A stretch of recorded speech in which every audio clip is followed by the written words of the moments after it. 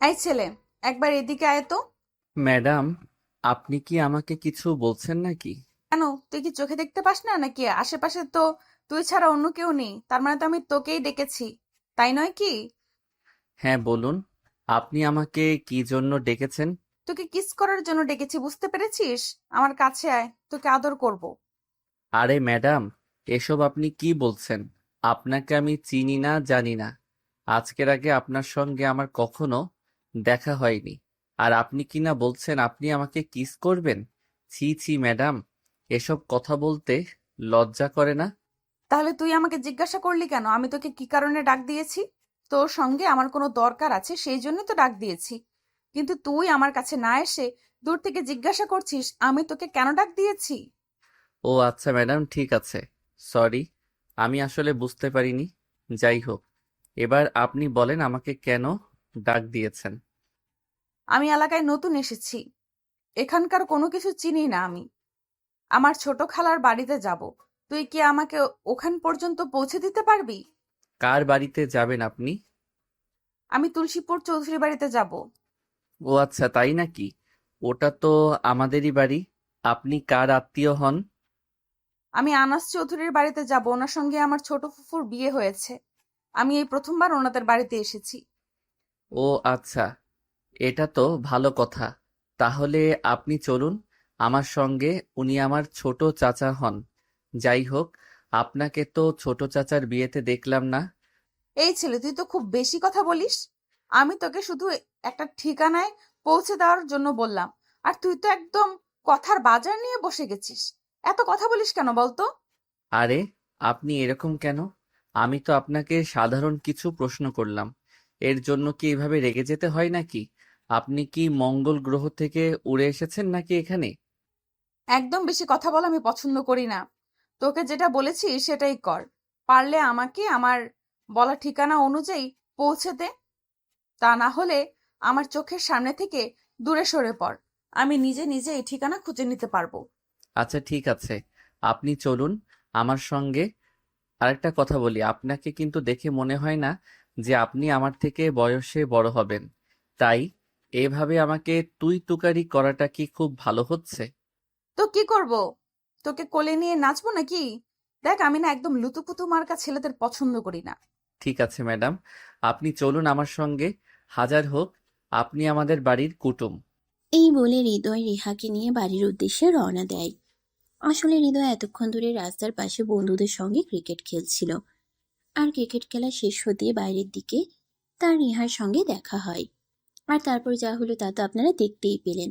তো ভিউয়ার্স, চলুন কথা না বাড়িয়ে মূল গল্পে ফিরে আসা যাক। হৃদয় রিহাকে নিয়ে বাড়ির গেটের সামনে পৌঁছাতেই তার ছোট চাচি দৌড়ে এলেন। রিহাকে দেখে উনি জড়িয়ে ধরে বলতে লাগলেন, কি অবস্থা মামুনি? তুমি কেমন আছো? রাস্তায় কোনো সমস্যা হয়নি তো? না ফুফু, কোনো সমস্যা হয়নি। আমি ভালোভাবেই চলে এসেছি। আর তারপর তোমাদের এখানে এসে ঝামেলা হয়েছিল, আমি তোমাদের বাড়ি খুঁজে পাচ্ছিলাম না। আর তখনই এই ছেলেটাকে খুঁজে পাই, আর এই ছেলেটা আমাকে এ পর্যন্ত নিয়ে আসে। ও হৃদয়, তোমাকে এই পর্যন্ত নিয়ে এসেছে, তাহলে তো ভালোই হয়েছে। যাই হোক, তুমি ভিতরে যাও, ফ্রেশ হয়ে নাও। আমি তোমার জন্য খাবার নিয়ে আসছি। এই বলে রিয়া রান্নাঘরে চলে গেল। আর এদিকে রিহা রুমে এসে ড্রেস চেঞ্জ করে ফ্রেশ হয়ে নিল। আর তারপর নাস্তা করে নিল। নাস্তা শেষ হলে রিহা কিছুক্ষণ রুমে শুয়ে বিশ্রাম নেয়। আর তারপর ছাদে চলে আসে। এইদিকে তো হৃদয় তার ছোট ভাই বোনদের নিয়ে ছাদে বসে খেলা করছিল। তখনই রিহা সেখানে আসে। হৃদয়কে এমন অবস্থায় দেখে রিহা বলতে থাকে, এই ছেলে, তোমার কি লজ্জা করে না? এইটুকু ছোট বাচ্চাদের সঙ্গে তুমি খেলা করছো। তখনই পাশ থেকে হৃদয়ের ছোট ভাই সুজয় বলে ওঠে, আরে এই মেয়েকে আপনি আর এখানে কেন এসেছেন? আরে ভাই, আস্তে কথা বলো। উনি ছোট কাকির বড় ভাইয়ের মেয়ে। উনি আমাদের আত্মীয় হন। ওনার সঙ্গে ভদ্রভাবে কথা বলো। দেখেই বোঝা যাচ্ছে এক একটা উগান্ডার বংশধর। বাড়ির মেহমানের সঙ্গে কিভাবে কথা বলতে হয় এগুলো কি এরা জানে না নাকি? ম্যাডাম, ওরা ছোট মানুষ, ছেড়ে দিন না প্লিজ। ওদের কথায় আপনি কিছু মনে করবেন না। আমি ওদের হয়ে আপনার কাছে ক্ষমা চেয়ে নিয়েছি। ওরা তো আসলে জানে না কে আপনি। যে বাড়ির বড় মানুষগুলোই এরকম, সে বাড়ির ছোট মানুষগুলো আর কেমন হবে সেগুলো কি আর আমার বুঝতে বাকি হবে নাকি? যাই হোক, তোমাকে একটা কথা বলার ছিল। আমি তো শহরে বড় হয়েছি, গ্রামের পরিবেশ আমার কখনোই সেভাবে দেখা হয়ে ওঠেনি। তাই ভাবছি কাল একটু তোমাদের গ্রামটা ঘুরে দেখব। তুমি কি আমাকে তোমাদের গ্রামটা ঘুরিয়ে দেখাতে পারবে? এই প্রথমবার রিহার মুখ থেকে হৃদয় তুমি ডাকটা শুনতে পেয়ে অনেকটাই নরম হয়ে গেল। আর তারপর বলতে লাগলো, হ্যাঁ, অবশ্যই। আমি আপনাকে আমাদের গ্রামটা ঘুরিয়ে দেখাবো। আমার কোনো সমস্যা নেই। তাছাড়া এখন তো আমার পরীক্ষাও শেষ হয়ে গেছে। আপাতত হাতে কোনো কাজ নেই। বন্ধুদের নিয়ে ঘোরাঘুরি আর খেলাধুলা করেই সময় কাটাচ্ছি। এরপর রিহার কোনো কথা বলার সুযোগ না দিয়ে সেখান থেকে নিচে চলে গেল। আর এদিকে হৃদয় তার ছোট ভাই বোনদের নিয়ে আরো বেশ কিছুক্ষণ খেলাধুলা করলো। আর তারপর বাসার ভিতরে চলে আসে। সেদিন সন্ধ্যাবেলা সবাই চা নাস্তার আড্ডা দিচ্ছিল। তখনই হৃদয়কে তার আব্বু বলে, হৃদয়, আগামীকাল মনে হয় তোমার এক্সামের রেজাল্ট দিবে। তো তুমি কি চিন্তা ভাবনা করেছো কোথায় ভর্তি হবে? আমি তো এখনো সেরকম ভাবে কোনো কিছুই চিন্তা ভাবনা করিনি। তোমরা যেটা বলবে আমি সেটাই করব। তাছাড়া তোমরা তো জানোই আমি কখনো তোমাদের সিদ্ধান্তের বাইরে গিয়ে কোনো কিছুই করি না। এবারেও আমি তোমাদের উপর ছেড়ে দিলাম। তোমরা যেখানে আমাকে ভর্তি করাতে চাইবে আমি সেখানেই ভর্তি হব। ভাইজান, আমি বলছিলাম কি, এবার না হয় হৃদয়কে ঢাকাতে ভর্তি করান। হ্যাঁ, সেটা তো আমিও চাইছিলাম, কিন্তু কিভাবে সেটা সম্ভব হবে সেটাই করতে পারছি না। কারণ তুমি তো জানোই আমি আমার ছেলেকে কখনোই হোস্টেলে রেখে পড়াশোনা করাবো না। আমি আমার ছেলেকে আমার কাছে কিংবা আমার কোনো আত্মীয়ের কাছে রাখতে চাই, কিন্তু ঢাকাতে সেটা অসম্ভব। ভাইজান, আপনি অসম্ভব কেন বলছেন? ঢাকাতে তো আমার বাবার বাড়ি, আর আমার ভাইয়ের বিশাল এক বড় একটা বাড়ি। সেখানে তাছাড়া বাড়িতে মাত্র 3 জন সদস্য, আমার ভাইয়া, ভাবি আর তাদের একমাত্র মেয়ে। হৃদয় যদি সেখানে চলে যায় তাহলে তাদের কোনো সমস্যা হবে না। আর তাছাড়া আমি এ ব্যাপারে ভাইয়ের সঙ্গে কথাও বলেছি, ভাইয়া বলেছি হৃদয়কে পাঠিয়ে দিতে। এটা তুমি কি বলছো? তুমি আমার সঙ্গে কোনো কথা না বলে তোমার ভাইয়ের সঙ্গে সরাসরি কথা বলে ফেলছো। তুমি তো দেখছি সত্যি দায়িত্ববান। হ্যাঁ ভাইজান, হৃদয় কি শুধু আপনার একারই ছেলে? সে তো আমাদের বাড়ির ছেলে, তার প্রতি তো আমাদের সবার দায়িত্ব আছে। তাই আপনার সঙ্গে কথা না বলেই আমি আমার ভাইয়ের সঙ্গে কথা বলে ফেলেছি। এখন যদি আপনি তাকে ওখানে পড়াতে না পাঠান তাহলে তো সেটা আলাদা ব্যাপার। তুমি যখন কথা বলেই ফেলছো তখন তো আর কোনো ঝামেলা নেই। তাছাড়া তুমি তো আর আমার ছেলের খারাপ চাইবে না। তাহলে হৃদয়কে ঢাকাতেই ভর্তি করাবো। ঠিক আছে ভাইজান, কোনো সমস্যা নেই। তাহলে আমি ভাইয়াকে ফোন দিয়ে বলে দেব হৃদয় কনফার্ম সেখানে যাচ্ছে। এভাবেই কথা বলা শেষ হলে সবাই নিজেদের রুমে চলে যায়। রাতের খাওয়া দাওয়া শেষ হওয়ার পর সবাই নিজেদের রুমে ঘুমাতে যাবে। তখনই রিহার ফুপি রিহাকে বলে, রিহা, তোমার আঙ্কেল তো বাসায় আছেন, এখন তুমি আমার সঙ্গে ঘুমাতে পারবে না। তুমি একটা কাজ করো, হৃদয়ের পাশের রুমে গিয়ে ঘুমিয়ে পড়ো। ফুফু, তুমি তো জানোই আমি একা একা থাকতে খুব ভয় পাই। এখনো আম্মুকে সঙ্গে নিয়ে ঘুমাই। তাছাড়া এটা নতুন জায়গা, এখানে আমি একা একা ঘুমাতে পারবো না। তাহলে একটা কাজ করো, তুমি হৃদয়ের সঙ্গে হৃদয়ের রুমে গিয়ে ঘুমিয়ে পড়ো। অসম্ভব, এটা আমি কখনোই করতে পারবো না। হ্যাঁ কাকিমা, সে একদম ঠিক কথাই বলেছে। এই মেয়েকে নিয়ে আমি কেন আমার রুমে ঘুমাতে যাব? তুমি এক কাজ করো, তুমি নিশির রুমে ওকে পাঠিয়ে দাও। নিশি তো একাই ঘুমায়। নিশির সঙ্গে ঘুমালে নিশ্চয়ই কোনো সমস্যা হবে না। ও হ্যাঁ, এতক্ষণে একদম ঠিক কথাই বলেছো। আসলে আমি ভুলেই গিয়েছিলাম যে নিশি বাড়িতেই আছে। যাই হোক, কোনো সমস্যা নেই। রিহা, তুমি নিশির সঙ্গে গিয়ে ঘুমিয়ে পড়ো। ঠিক আছে ফুফু, কোনো সমস্যা নেই। আমার ঘুম পাচ্ছে, আমি তাহলে আসছি। এই বলে রিহা নিশির রুমে চলে গেল নিশির সঙ্গে ঘুমানোর জন্য। নিশি হলো হৃদয়ের ছোট বোন। তারপর তারা দুজন ওই রুমে শুয়ে ঘুমিয়ে পড়ল। মাঝরাতে হঠাৎ রিহার খুব জোরে পানি পিপাসা পেল। সে ঘুম থেকে উঠে থাকলেও রুমে কোথাও কোনো পানি নেই, তাই সে রুম থেকে বের হয়ে কিচেনের দিকে গেল পানি খাওয়ার জন্য। আর তখনই হৃদয়ও ঘুম থেকে উঠেছিল। কেন জানি হঠাৎ তার ঘুমটা ভেঙে গেল। কিচেনের দিকে লাইট দেখে হৃদয় কিচেনের দিকে এগিয়ে যায়। রিহাকে সেখানে দেখে হৃদয় অনেকটাই অবাক হয়ে যায়। অবাক হয়ে গিয়ে জিজ্ঞেস করে, কি ব্যাপার ম্যাডাম, আপনার কি মাঝরাতে ক্ষুধা লাগার অভ্যাস আছে নাকি? থাকলে তোমার কি সমস্যা? না, আমার কোনো সমস্যা নেই। তাছাড়া আমার কোনো সমস্যা থাকতে যাবেই বা কেন? আসলে আমাদের বাড়িতে তো কখনো কাউকে মাঝরাত্রে খাবার খেতে দেখিনি। এই প্রথম আপনাকে মাঝরাত্রে কিচেনে দেখলাম, তাই আমার মনে প্রশ্ন জাগলো আর কি। মনে প্রশ্ন আসলেই যে কাউকে প্রশ্ন করতে হবে এরকমটা তো কোনো হাদিসে লেখা নেই। তাই অযথা আমাকে বিরক্ত করা থেকে বিরত থাকলেই ভালো হতো। ম্যাডাম, আপনি এরকম কেন? কোনো কথা বললে এভাবে রেগে যান। আপনার কি রেগে যাওয়া ছাড়া আর কোনো কাজ নেই নাকি? আমি কি আপনাকে কোনো খারাপ কথা জিজ্ঞাসা করেছি নাকি? খারাপ না ভালো সেটা তো আমার দেখার ব্যাপার না। আমাকে কেউ কোনো প্রশ্ন করবে, আমি কি কোনো খারাপ কাজ করেছি নাকি যে আমি কাউকে কোনো কারণে প্রশ্ন করতে যাবে? আই অ্যাম সরি, আমার ভুল হয়েছে। প্লিজ, আপনি আমাকে ক্ষমা করে দিন, কিন্তু এই প্রসঙ্গ নিয়ে আর কথা না বলি। এই কথা বলে হৃদয় কিচেন থেকে বের হয়ে নিজের রুমের দিকে অগ্রসর হচ্ছিল। তখনই পিছন থেকে রিহা বলতে লাগলো, আচ্ছা, আমি না হয় কোনো একটা কারণেই এখানে এসেছি। আপনি আমাকে বলেন তো, আপনি এখানে কেন এসেছেন? আপনারও তো এখন ঘুমানোর কথা। তাছাড়া আপনার বেডরুম থেকে কিচেন রুম অনেকটাই দূরত্বে। তাহলে আপনি এখানে কেন এসেছেন? আমাকে ফলো করতে নাকি? দেখুন ম্যাডাম, আপনাকে ফলো করার কোনো ইচ্ছে আমার নেই। আমার হঠাৎ করেই ঘুমটা ভেঙে গেল। অনেক চেষ্টার পরও ঘুম আসছিল না। তাই ভাবলাম বেলকনিতে কতক্ষণ হাঁটাহাঁটি করব, আর তখনই রুম থেকে বের হতেই আপনাকে দেখতে পেলাম। মিথ্যে কথা কেন বলছেন? আমি তো খুব ভালো করেই জানি আপনি আমাকে ফলো করতে করতে এখানে চলে এসেছেন। তাহলে মিথ্যা বলার কি দরকার? প্লিজ বিলিভ মি, আমি আপনাকে ফলো করতে করতে এখানে আসিনি। আমার ঘুমটা ভেঙে গেল, রুম থেকে বের হলাম আর কিচেনে লাইট দেখে এখানে চলে আসলাম। আপনি যদি আমার কথা বিশ্বাস না করেন তাহলে তো আর আমি আপনাকে জোর করে আমার কথা বিশ্বাস করাতে পারবো না। এরপর রিহাকে আর কোনো কথা বলার সুযোগ না দিয়ে হৃদয় সেখান থেকে চলে আসে নিজের রুমে। তারপর বিছানায় শুয়ে ঘুমানোর চেষ্টা করতে থাকে। এদিকে রিহা পানি খেয়ে তারপর রুমে গিয়ে ঘুমিয়ে পড়ে। পরের দিন সকালবেলা সবাই একসঙ্গে নাস্তা করে। নাস্তা শেষ হলে রিহা তার ফুফুর রুমে গিয়ে ফুফুর সঙ্গে গল্প করতে থাকে। আম্মামণি, তোমার পড়াশোনার কি খবর? বাড়িতে এসেছো পর থেকে তো ব্যস্ততার কারণে তোমার সঙ্গে কথাই বলতে পারছি না। এই তো চলছে। আমি তো আমার সবটা দিয়ে পরীক্ষায় ভালো রেজাল্ট করার জন্য চেষ্টা করছি, কিন্তু তারপর কি হবে সেটা তো আর আমি জানি না। দেখো মামনি, তোমাকে কিন্তু অবশ্যই ভালো রেজাল্ট করতে হবে। তুমি আমাদের সকলের নয়নের মণি। আমরা সবাই তোমাকে নিয়ে অনেক আশা আকাঙ্ক্ষা করি। তুমি যদি পরীক্ষায় ভালো রেজাল্ট করতে নাই পারো, তাহলে কিন্তু আমাদের সবার খুব খারাপ লাগবে। ফুফু, আমি তোমাদের এখানে বেড়াতে এসেছি, প্লিজ আমাকে এইসব কথা বলো না। আমার এগুলো ভালো লাগে না।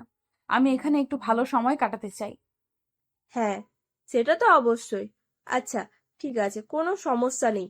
হৃদয়ের কাজ একদম শেষ হয়ে গেছে। আমি ওকে বলবো তোমাকে আমাদের গ্রামটা ঘুরিয়ে দেখাতে। ঠিক আছে, কোনো সমস্যা নেই। তুমি তো জানোই গ্রাম আমার অনেক পছন্দের। যদিও আব্বুর চাকরির কারণে কখনোই আমাদের গ্রামে থাকা হয় না। এখন আমার গ্রামে বিয়ে হয়েছে। এখন তুমি চাইলেই যে কোনো সময় গ্রামে চলে আসতে পারো আর এখানে সময় কাটাতে পারো। আচ্ছা ঠিক আছে, এখন তুমি তাহলে তোমার ওই ভাসুরের ছেলেকে বলো আমাকে নিয়ে ঘুরে আসতে। রিহার এই কথা শুনে রিয়া তখন হৃদয়কে ডাকতে চায়। রিয়া হৃদয়ের রুমে গিয়ে দেখে হৃদয় তখনও ঘুমাচ্ছে। তাই রিয়া হৃদয়কে ঘুম থেকে তুলে। কি হলো, তুমি এখনো ঘুম থেকে উঠছো না কেন? সকাল 11টা বেজে গেছে। এবার তো বাবা ঘুম থেকে ওঠো। কাকিমা, আমায় ডাকছো কেন? আমায় আর একটু ঘুমাতে দাও। আমার কোনো কাজ নেই।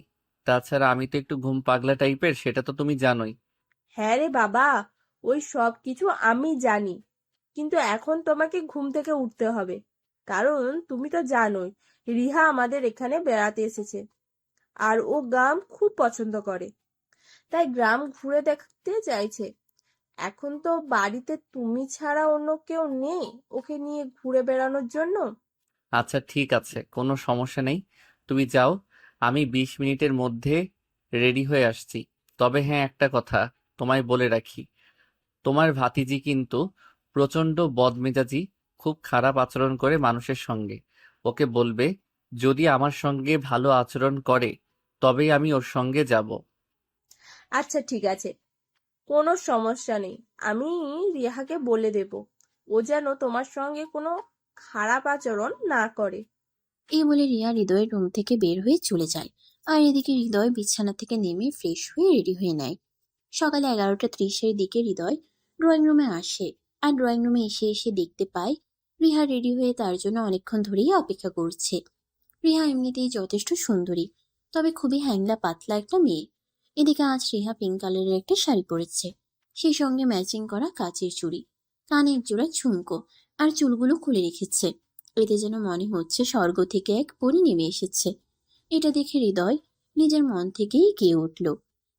খাইরুন লো, তোর লম্বা মাথার কেশ, চিরল দাঁতের হাসি দিয়া পাগল করলি দেশ, হাত দুখানা কাচের জড়িয়ে ঝুমুর ঝুমুর বাজে। ব্যাস এই পর্যন্তই। এরপরে রিহা ধমক মেরে বলে উঠল, স্টপ দিস ননসেন্স। এসব কি হচ্ছে? কি সব আবোল তাবোলের মতো গান গাওয়া শুরু করে দিয়েছেন? এসব আবালের গান বন্ধ করেন, আর এখন আমাকে নিয়ে বের হবেন কিনা সেটাই বলেন।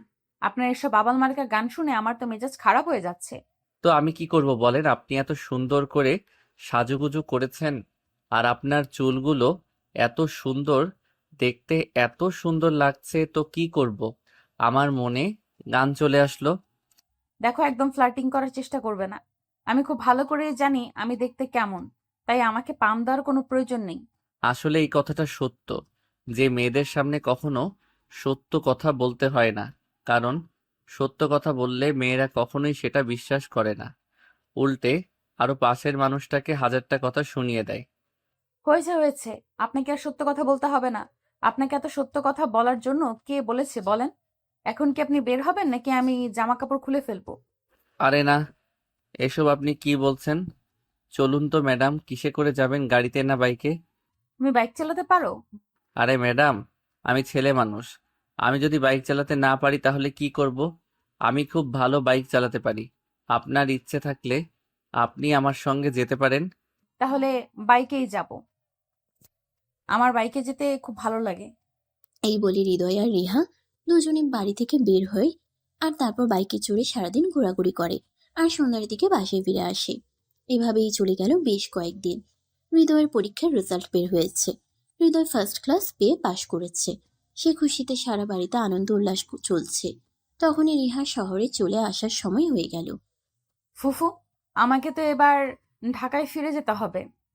অনেক দিন তোমাদের এখানে ঘুরোঘুরি করেছি, আর এখানে থাকলে চলবে না। আমারও তো রেজাল্ট বের হয়েছে, আমাকেও ভার্সিটিতে ভর্তি হতে হবে। হ্যাঁ, তোমার আব্বুর সঙ্গে আমার গতকালকেই কথা হয়েছিল। ওনার সঙ্গে আমি বলেছি তুমি হৃদয়কে নিয়ে ঢাকায় যাবে। হৃদয় কেন যাবে? আমি তো একাই চলে যেতে পারবো, আমার সঙ্গে কারোর যেতে হবে না।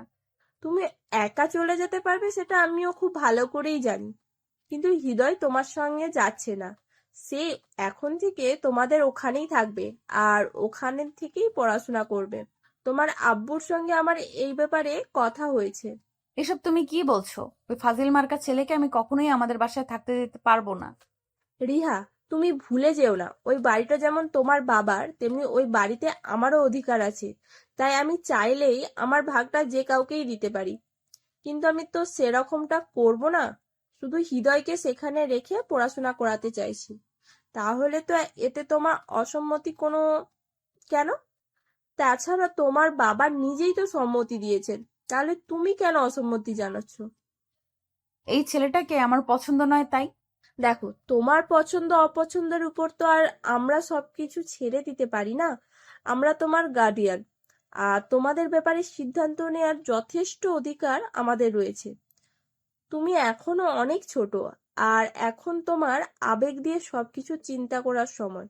তাই আবেগ দিয়ে সবকিছু চিন্তা করলেই হয় না, বিবেক দিয়েও সবকিছু চিন্তা করলে ভাবতে হয়। যেটা বয়স এখনো তোমার হয়ে ওঠেনি, যখন হবে তখন তুমি বুঝতে পারবে।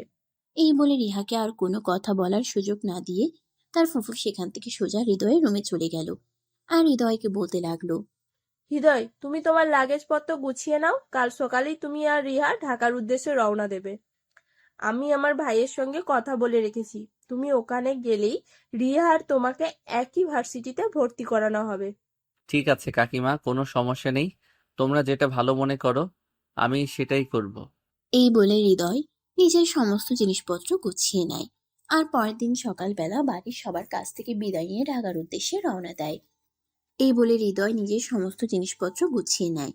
আর পরের দিন সকালবেলা বাড়ির সবার কাছ থেকে বিদায় নিয়ে ঢাকার উদ্দেশ্যে রওনা দেয়। সেখানে এসে পৌঁছাতে পৌঁছাতে প্রায় বিকেল হয়ে আসলো। বাড়ির সামনে এসে কলিং বেলের চাপ দিতেই রিহার আম্মু দরজা খুলে দেয়। রিহা বাড়ির ভিতরে প্রবেশ করে কাউকে কোনো কিছু না বলেই নিজের রুমে চলে যায়। অপরদিকে হৃদয় রিহার আম্মুকে সালাম দেয় আর কুশল বিনিময় করে। আসসালামু আলাইকুম আন্টি, কি অবস্থা? কেমন আছেন আপনি? ওয়ালাইকুম আসসালাম বাবা। এই তো আলহামদুলিল্লাহ, আল্লাহর রহমতে ভালো আছি। তুমি ভেতরে আসো, ফ্রেশ হয়ে খাওয়া দাওয়া করে বিশ্রাম নাও, তারপর তোমার সঙ্গে কত কথা বলা যাবে। ঠিক আছে আন্টি, আপনাকে অসংখ্য ধন্যবাদ।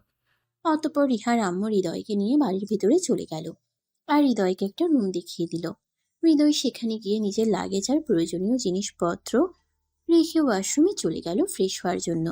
ফ্রেশ হয়ে এসে দেখে তার বাড়ি থেকে ফোন এসেছে। আসসালামু আলাইকুম আব্বু, বলো কি বলবে? ওয়ালাইকুম আসসালাম বাবা। তুমি কি ঢাকায় গিয়ে ঠিকঠাক মতো পৌঁছেছো? হ্যাঁ আব্বু, এই তো কিছুক্ষণ হলো আমি এখানে এসে পৌঁছেছি। এই তো সবেমাত্র ফ্রেশ হয়ে আসলাম।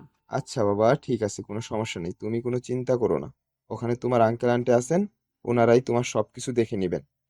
আচ্ছা আব্বু, ঠিক আছে, তাহলে এখন রাখি, পরে ফোন করে কথা বলা যাবে। এই বলে হৃদয় ফোনটা কাটতে না কাটতেই ডাইনিং টেবিল থেকে রিহার আম্মুর গলার আওয়াজ শুনতে পেল। হৃদয়, ও হৃদয়, একবার ড্রয়িং রুমের টেবিলে আসো, আমি তোমার জন্য খাবার নিয়ে আসছি। আচ্ছা আন্টি, ঠিক আছে, আমি এক্ষুনি আসছি। এই বলে হৃদয় খাবার খাওয়ার জন্য টেবিলে চলে গেল। সে টেবিলে গিয়ে বসতেই রিহার আম্মু তাকে খাবার বেড়ে দিল। সে খাওয়া শুরু করলো, কিন্তু রিহা খাবার টেবিলে আসেনি। এটা দেখে হৃদয় রিহার আম্মুকে প্রশ্ন করলো। আন্টি রিহা কোথায়? ও তো আমার সঙ্গে সকালবেলা বাসা থেকে খাওয়া দাওয়া করে বের হয়েছে। ওরও তো খাবার খাওয়া প্রয়োজন, ও আসেনি কেন? ওর কথা বলো না বাবা, ওর যে কখন কি হয় সেটাই বুঝে উঠতে পারি না। তুমি খাবারটা খেয়ে নাও, ওর যখন রাগ মিটে যাবে ও নিজে এসে খাবার খেয়ে নেবে। ও আচ্ছা, বুঝতে পেরেছি, কিন্তু ও কেন রাগ করেছে? আমি এখানে এসেছি বলে? না বাবা, সেরকম কোনো ব্যাপার নাই। এসব কিছু নিয়ে তোমাকে চিন্তা করতে হবে না। তুমি তোমার মতো এখানে থাকো। আমি সবকিছু তোমার কাকির কাছ থেকে শুনেছি। ওসব নিয়ে তুমি একদম চিন্তা করবে না। আমরা এখনো বেঁচে আছি। কিন্তু তারপরেও আন্টি, ও আমাদের মেয়ে, আমার জন্য ওর এখানে কোনো সমস্যা হলে আমার তো এখানে থাকা উচিত নয়। আমি না হয় গ্রামে ফিরে যাই। না বাবা, এই কথাটা যতটুকু বলেছো তো বলেছো, আর ভুল করেও এই কথাটা বলো না। তাহলে তোমার কাকিমা অনেক ঝগড়াঝাটি করবে। তুমি তো জানোই তোমার কাকিমা কেমন মানুষ। উনি নিজ দায়িত্বে তোমাকে এখানে পাঠিয়েছে, আর এখন যদি তোমাকে এখান থেকে ফিরে যেতে হয় তাহলে এর পরিণাম কি হবে তুমি জানো না? কিন্তু তাই বলে আমার জন্য আরেকজনের ঝামেলা? এইসব কিছু না বাবা, দেখবে 2-3 দিন গেলে এমনি এমনি সবকিছু ঠিক হয়ে যাবে। এখন তুমি খাবার খাওয়া শুরু করো তো, ওকে নিয়ে চিন্তা কোনো কারণ নেই। হৃদয় তখন আর কোনো কথা না বলে চুপচাপ খাবার খেতে শুরু করলো। খাওয়া দাওয়া শেষ হলে সে নিজের রুমে গিয়ে ঘুমিয়ে পড়ল। অপরদিকে রিহার আম্মু রিহার সঙ্গে কথা বলতে গেল। কি ব্যাপার রিহা, এসব কি হচ্ছে? তুমি এগুলো কেন করছো? আমার ইচ্ছে হয়েছে তাই আমি করছি। তুমি জানো না আমি বেশি মানুষ দেখতে পছন্দ করি না। এই সব কিছু জানার পরেও ফুফু কেন এরকমটা করলো? ফুফু তো জানতো আমি বাইরের মানুষ আমার বাড়িতে একদম অ্যালাউ করি না, তারপরও এরকমটা করেছে। দেখো মা, এসব ব্যাপার নিয়ে তুমি একদম ঝামেলা করো না। ছেলেরা তো এখানে সারা জীবনের জন্য চলে আসেনি। এই তো কয়েকটা বছর থাকবে, মাত্র পড়াশোনা শেষ হলে তারপর তো এখান থেকে চলেই যাবে। তাহলে এত ঝামেলা করার কি আছে? তাছাড়া সে তো আর তোমার রুমে থাকছে না, সে তো আলাদা রুমেই থাকছে। সে যাই হোক না কেন, আমি এসব একদম সহ্য করতে পারবো না। তুমি এই ছেলেটাকে বলো এখান থেকে চলে যেতে। প্রিয়া, তুমি এসব ফালতু বকা বন্ধ করো। তোমার আব্বু যদি এসব জানতে পারে তাহলে কিন্তু তোমার আব্বুও প্রচন্ড ক্ষেপে যাবে। সে তুমি চেষ্টা করে দেখতেই পারো, কিন্তু কোনো কাজ হবে না। আব্বুটা আমার, আমি জানি আমার আব্বু কখন কি করে না করে। আর তুমি হয়তো এটা ভুলে গেছো যে আমার আব্বু আমার পছন্দের কাজগুলোই করতে পছন্দ করে।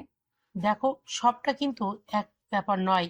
এখানে তোমার ফুপু হৃদয়কে পাঠিয়েছে, আর তোমার আব্বু তোমাকে যতটা না ভালোবাসে তোমার ফুপুকে তার চেয়েও বেশি ভালোবাসে। এটা তুমি জানো না? ঠিক আছে, এটা সময় হলে দেখা যাবে। আগে আব্বু বাড়িতে আসুক। রিহা আম্মু তখন কোনো কথা না বলে চুপচাপ রুম থেকে বের হয়ে নিজের রুমে চলে গেলেন। আর এদিকে রিহা অপেক্ষা করতে লাগলো কখন তার বাবা বাড়িতে আসবে আর সবকিছু তার বাবাকে খুলে বলবে। রাত 10টার দিকে তার বাবা বাড়িতে আসলো। ইউনিফর্ম খুলতে যাবে তখন রিহা তার বাবার রুমে প্রবেশ করে। তার বাবা রিহাকে দেখে বলল, কি ব্যাপার মামনি, কি হয়েছে? তোমাকে এরকম দেখাচ্ছে কেন? আর বাসায় কখন আসলে? আমাকে ফোন দিয়ে জানালে না? রিহা তখন কোনো কথা না বলে মুখ গোমড়া করে বসে রইল। এটা দেখে তার আব্বু খুব ভালোভাবে বুঝতে পারলো তার মেয়ের মন খারাপ হয়েছে। তাই তিনি রিহার কাছে গিয়ে বসলেন আর তার মাথায় হাত রেখে বলতে লাগলেন, কি ব্যাপার মামনি, কি হয়েছে? তোমার মন খারাপ কেন? কেউ কি তোমার কিছু বলেছে? আব্বু, আমি তো তোমার সন্তান, তাই নাকি?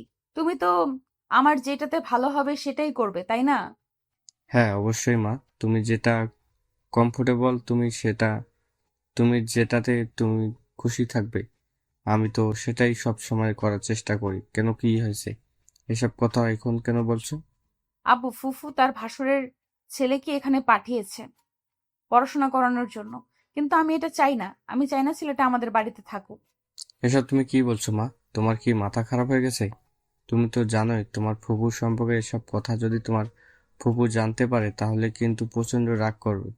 তাছাড়া এই বাড়িতে যতটুকু অধিকার আছে ঠিক তোমার আর চাইতে বেশি অধিকার কিন্তু তোমার ফুফুর, কারণ তুমি পরের জন্ম নিয়েছো আর তোমার ফুফু কিন্তু আগে জন্ম নিয়েছে। তাই তোমার ফুফুর সিদ্ধান্তে কে অবহেলা করো না।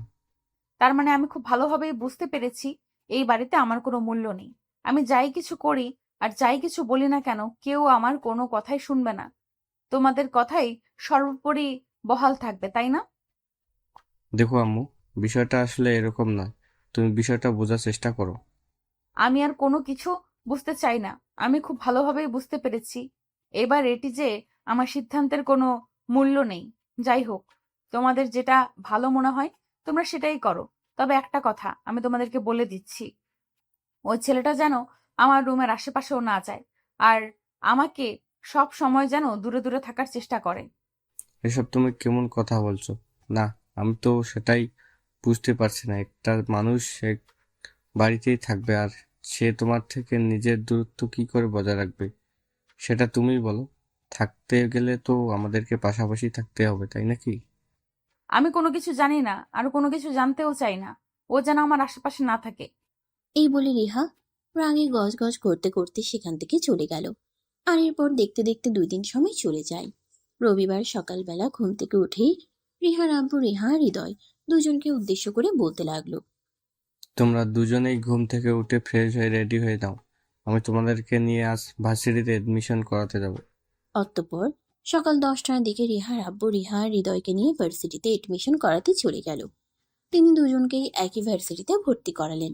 এটা দেখে রিহা তার আব্বুকে বলতে লাগলো, আবু, হৃদয়কে তুমি আমাদের ভার্সিটিতে কেন ভর্তি করিয়েছো? কারণ এটা শহর, এখানে চলাফেরা করতে গেলে একটা মেয়ের কাটে। আর হৃদয় যদি এখানে পড়াশোনা করে তাহলে সে তোমাকে তার পড়ার পাশাপাশি যথেষ্ট গার্ডও দিতে পারবে। তাই আমি বুঝতে পেরেছি তোমাদের সবারই মাথা একদম খারাপ হয়ে গেছে। আমি আমার নিজের গার্ড নিজেই দিতে পারবো। ওকে আমাকে গার্ড দেওয়ার কোনো প্রয়োজন নেই। তুমি ওকে এখান থেকে নিয়ে যাও। আমি ওকে এখানে দেখতে চাই না। তোমার কথা মতো সবকিছু হবে না। তোমাকে যেটা বলেছি তোমাকে সেটাই মেনে নিতে হবে। অন্যথায় তোমার ভার্সিটিতে পড়াশোনা করাই হবে না। আমি সারাদিন আমার ডিউটি নিয়ে ব্যস্ত থাকি। অপরদিকে তোমার তোমার আম্মুও তোমাকে যথেষ্ট সময় দিতে পারে না। তাই তুমি যদি আমার প্রস্তাব মেনে নাও তাহলে তোমার পড়াশোনাই বন্ধ করে দিতে হবে। আমি বুঝতে পারছি না কি হচ্ছে এসব আমার সঙ্গে।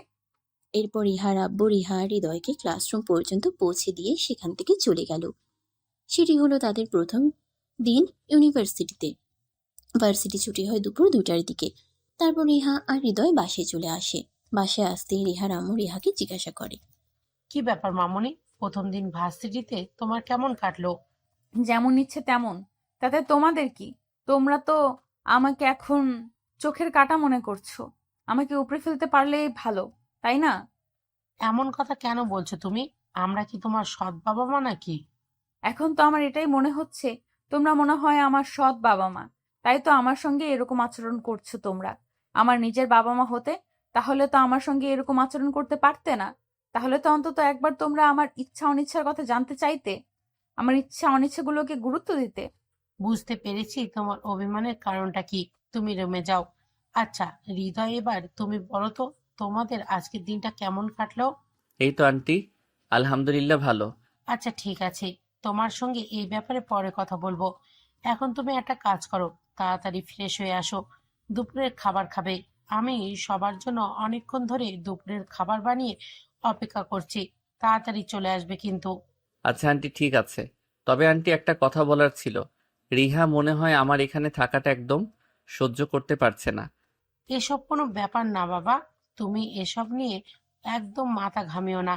দেখবে সময়ের সাথে সাথে সবকিছু ঠিক হয়ে যাবে। আসলে আমার মেয়েটা ছোটবেলা থেকেই একা একা থেকে অভ্যস্ত, তো এই জন্য বেশি মানুষ পছন্দ করে না। তবে কোনো ব্যাপার না, দেখবে সবকিছুই সময়ের সাথে সাথে ঠিক হয়ে যাবে। হৃদয় তখন কোনো কথা না বলে চুপচাপ রুমে চলে গেল। আর তারপর ফ্রেশ হয়ে দুপুরের খাবার খেয়ে নিজের রুমে গিয়ে ঘুমিয়ে পড়ল। সন্ধ্যাবেলা হৃদয় রুম থেকে বের হয়ে ছাদে এসে সিগারেট খাচ্ছে। তখনই রিহা সেখানে এসে উপস্থিত হয়। সিগারেটের গন্ধ নাকে এসে লাগতেই রিহা চারপাশে খুঁজতে লাগলো কে সিগারেট খাচ্ছে। তখনই হৃদয়কে দেখতে পারল। সিগারেটের গন্ধ নাকে এসে লাগতেই রিহা চারপাশে খুঁজতে লাগলো কে সিগারেট খাচ্ছে। তখনই হৃদয়কে দেখতে পেল আর চিৎকার দিয়ে বলতে লাগলো, তোমার কত বড় সাহস, তুমি আমার বাসায় দাঁড়িয়ে সিগারেট খাচ্ছ? সরি, আসলে বাইরে আমার তেমন চেনা জানা নেই তো। আর সিগারেট খাওয়া আমার অনেক দিনের অভ্যাস। সিগারেট না খেয়ে আমি থাকতে পারি না। তোমাকে দেখে আমার মনে কেমন যেন একটা সন্দেহ হয়েছিল, আর এখন সেটা বুঝতে পারছি। আসলে তুমি কি শুধু সিগারেট খাও নাকি এর ভেতরে অন্য কিছুও চলে? আরে না, এসব তুমি কি বলছো? অন্য কিছু কেন চলতে যাবে? আমি তো শুধু সিগারেটই খাই। আসলে বন্ধুদের সঙ্গে থাকতে থাকতে কখন যে এটা অভ্যাস হয়ে গেছে এটাই বুঝতে পারিনি। এখন ভাবছি এটা ছেড়ে দেব। আমি খুব ভালোভাবেই বুঝতে পারছি তুমি এগুলো আমাকে শোনানোর জন্য বলছো, কিন্তু বিশ্বাস করো, এগুলো আমাকে বলে কোনো লাভ নেই। কারণ আমি আজকেই আব্বুর কাছে বলে দিব তুমি সিগারেট খাও। এই না না, একদম তুমি এরকমটা করো না। তুমি যা বলবে আমি তাই করব। কিন্তু দয়া করে আঙ্কেলের সঙ্গে এই ব্যাপারে কিছু বলো না। তাহলে আজকের পর থেকে টোটালি সিগারেট খাওয়া ছেড়ে দিতে হবে। তুমি বাসার বাইরে কোথাও সিগারেট খেতে পারবে না। ঠিক আছে, কোনো সমস্যা নেই। আমি সিগারেট খাওয়া ছেড়ে দিব, কিন্তু তুমি দয়া করে আঙ্কেলের সঙ্গে এই ব্যাপারে কিছু বলো না। ঠিক আছে, বলবো না। আচ্ছা, আমার একটা শখ আছে প্রতিদিন বিকালবেলা হাঁটতে যাওয়া, কিন্তু এটা না আমার কখনোই পূরণ হয়ে ওঠে না। তুমি যদি প্রতিদিন বিকালবেলা আমাকে হাঁটতে নিয়ে যাও তাহলে আমি এটা ভুলে যাব। কিন্তু তুমি তো আমাকে সহ্য করতে পারো না। এমনকি আমাকে এই বাড়ি থেকে বের করে দেওয়ার চিন্তা ভাবনা করছো। তাহলে হঠাৎ এরকম কথা কেন বলছো? কারণ আমি চাইলেই এই বাড়ি থেকে তোমাকে বের করে দিতে পারবো না। আব্বু এবং ফুফু দুজন মিলে সিদ্ধান্ত নিয়েছে তুমি এখানে থেকে পড়াশোনা করবে। তাই এই ব্যাপারে আমি আর কোনো কথা বলতে চাই না। তবে এই যে তুমি যে এখন ছাদে দাঁড়িয়ে দাঁড়িয়ে সিগারেট খাচ্ছিলে, সেটার বদলে তুমি আমাকে প্রতিদিন বিকেলে হাঁটতে নিয়ে যাবে।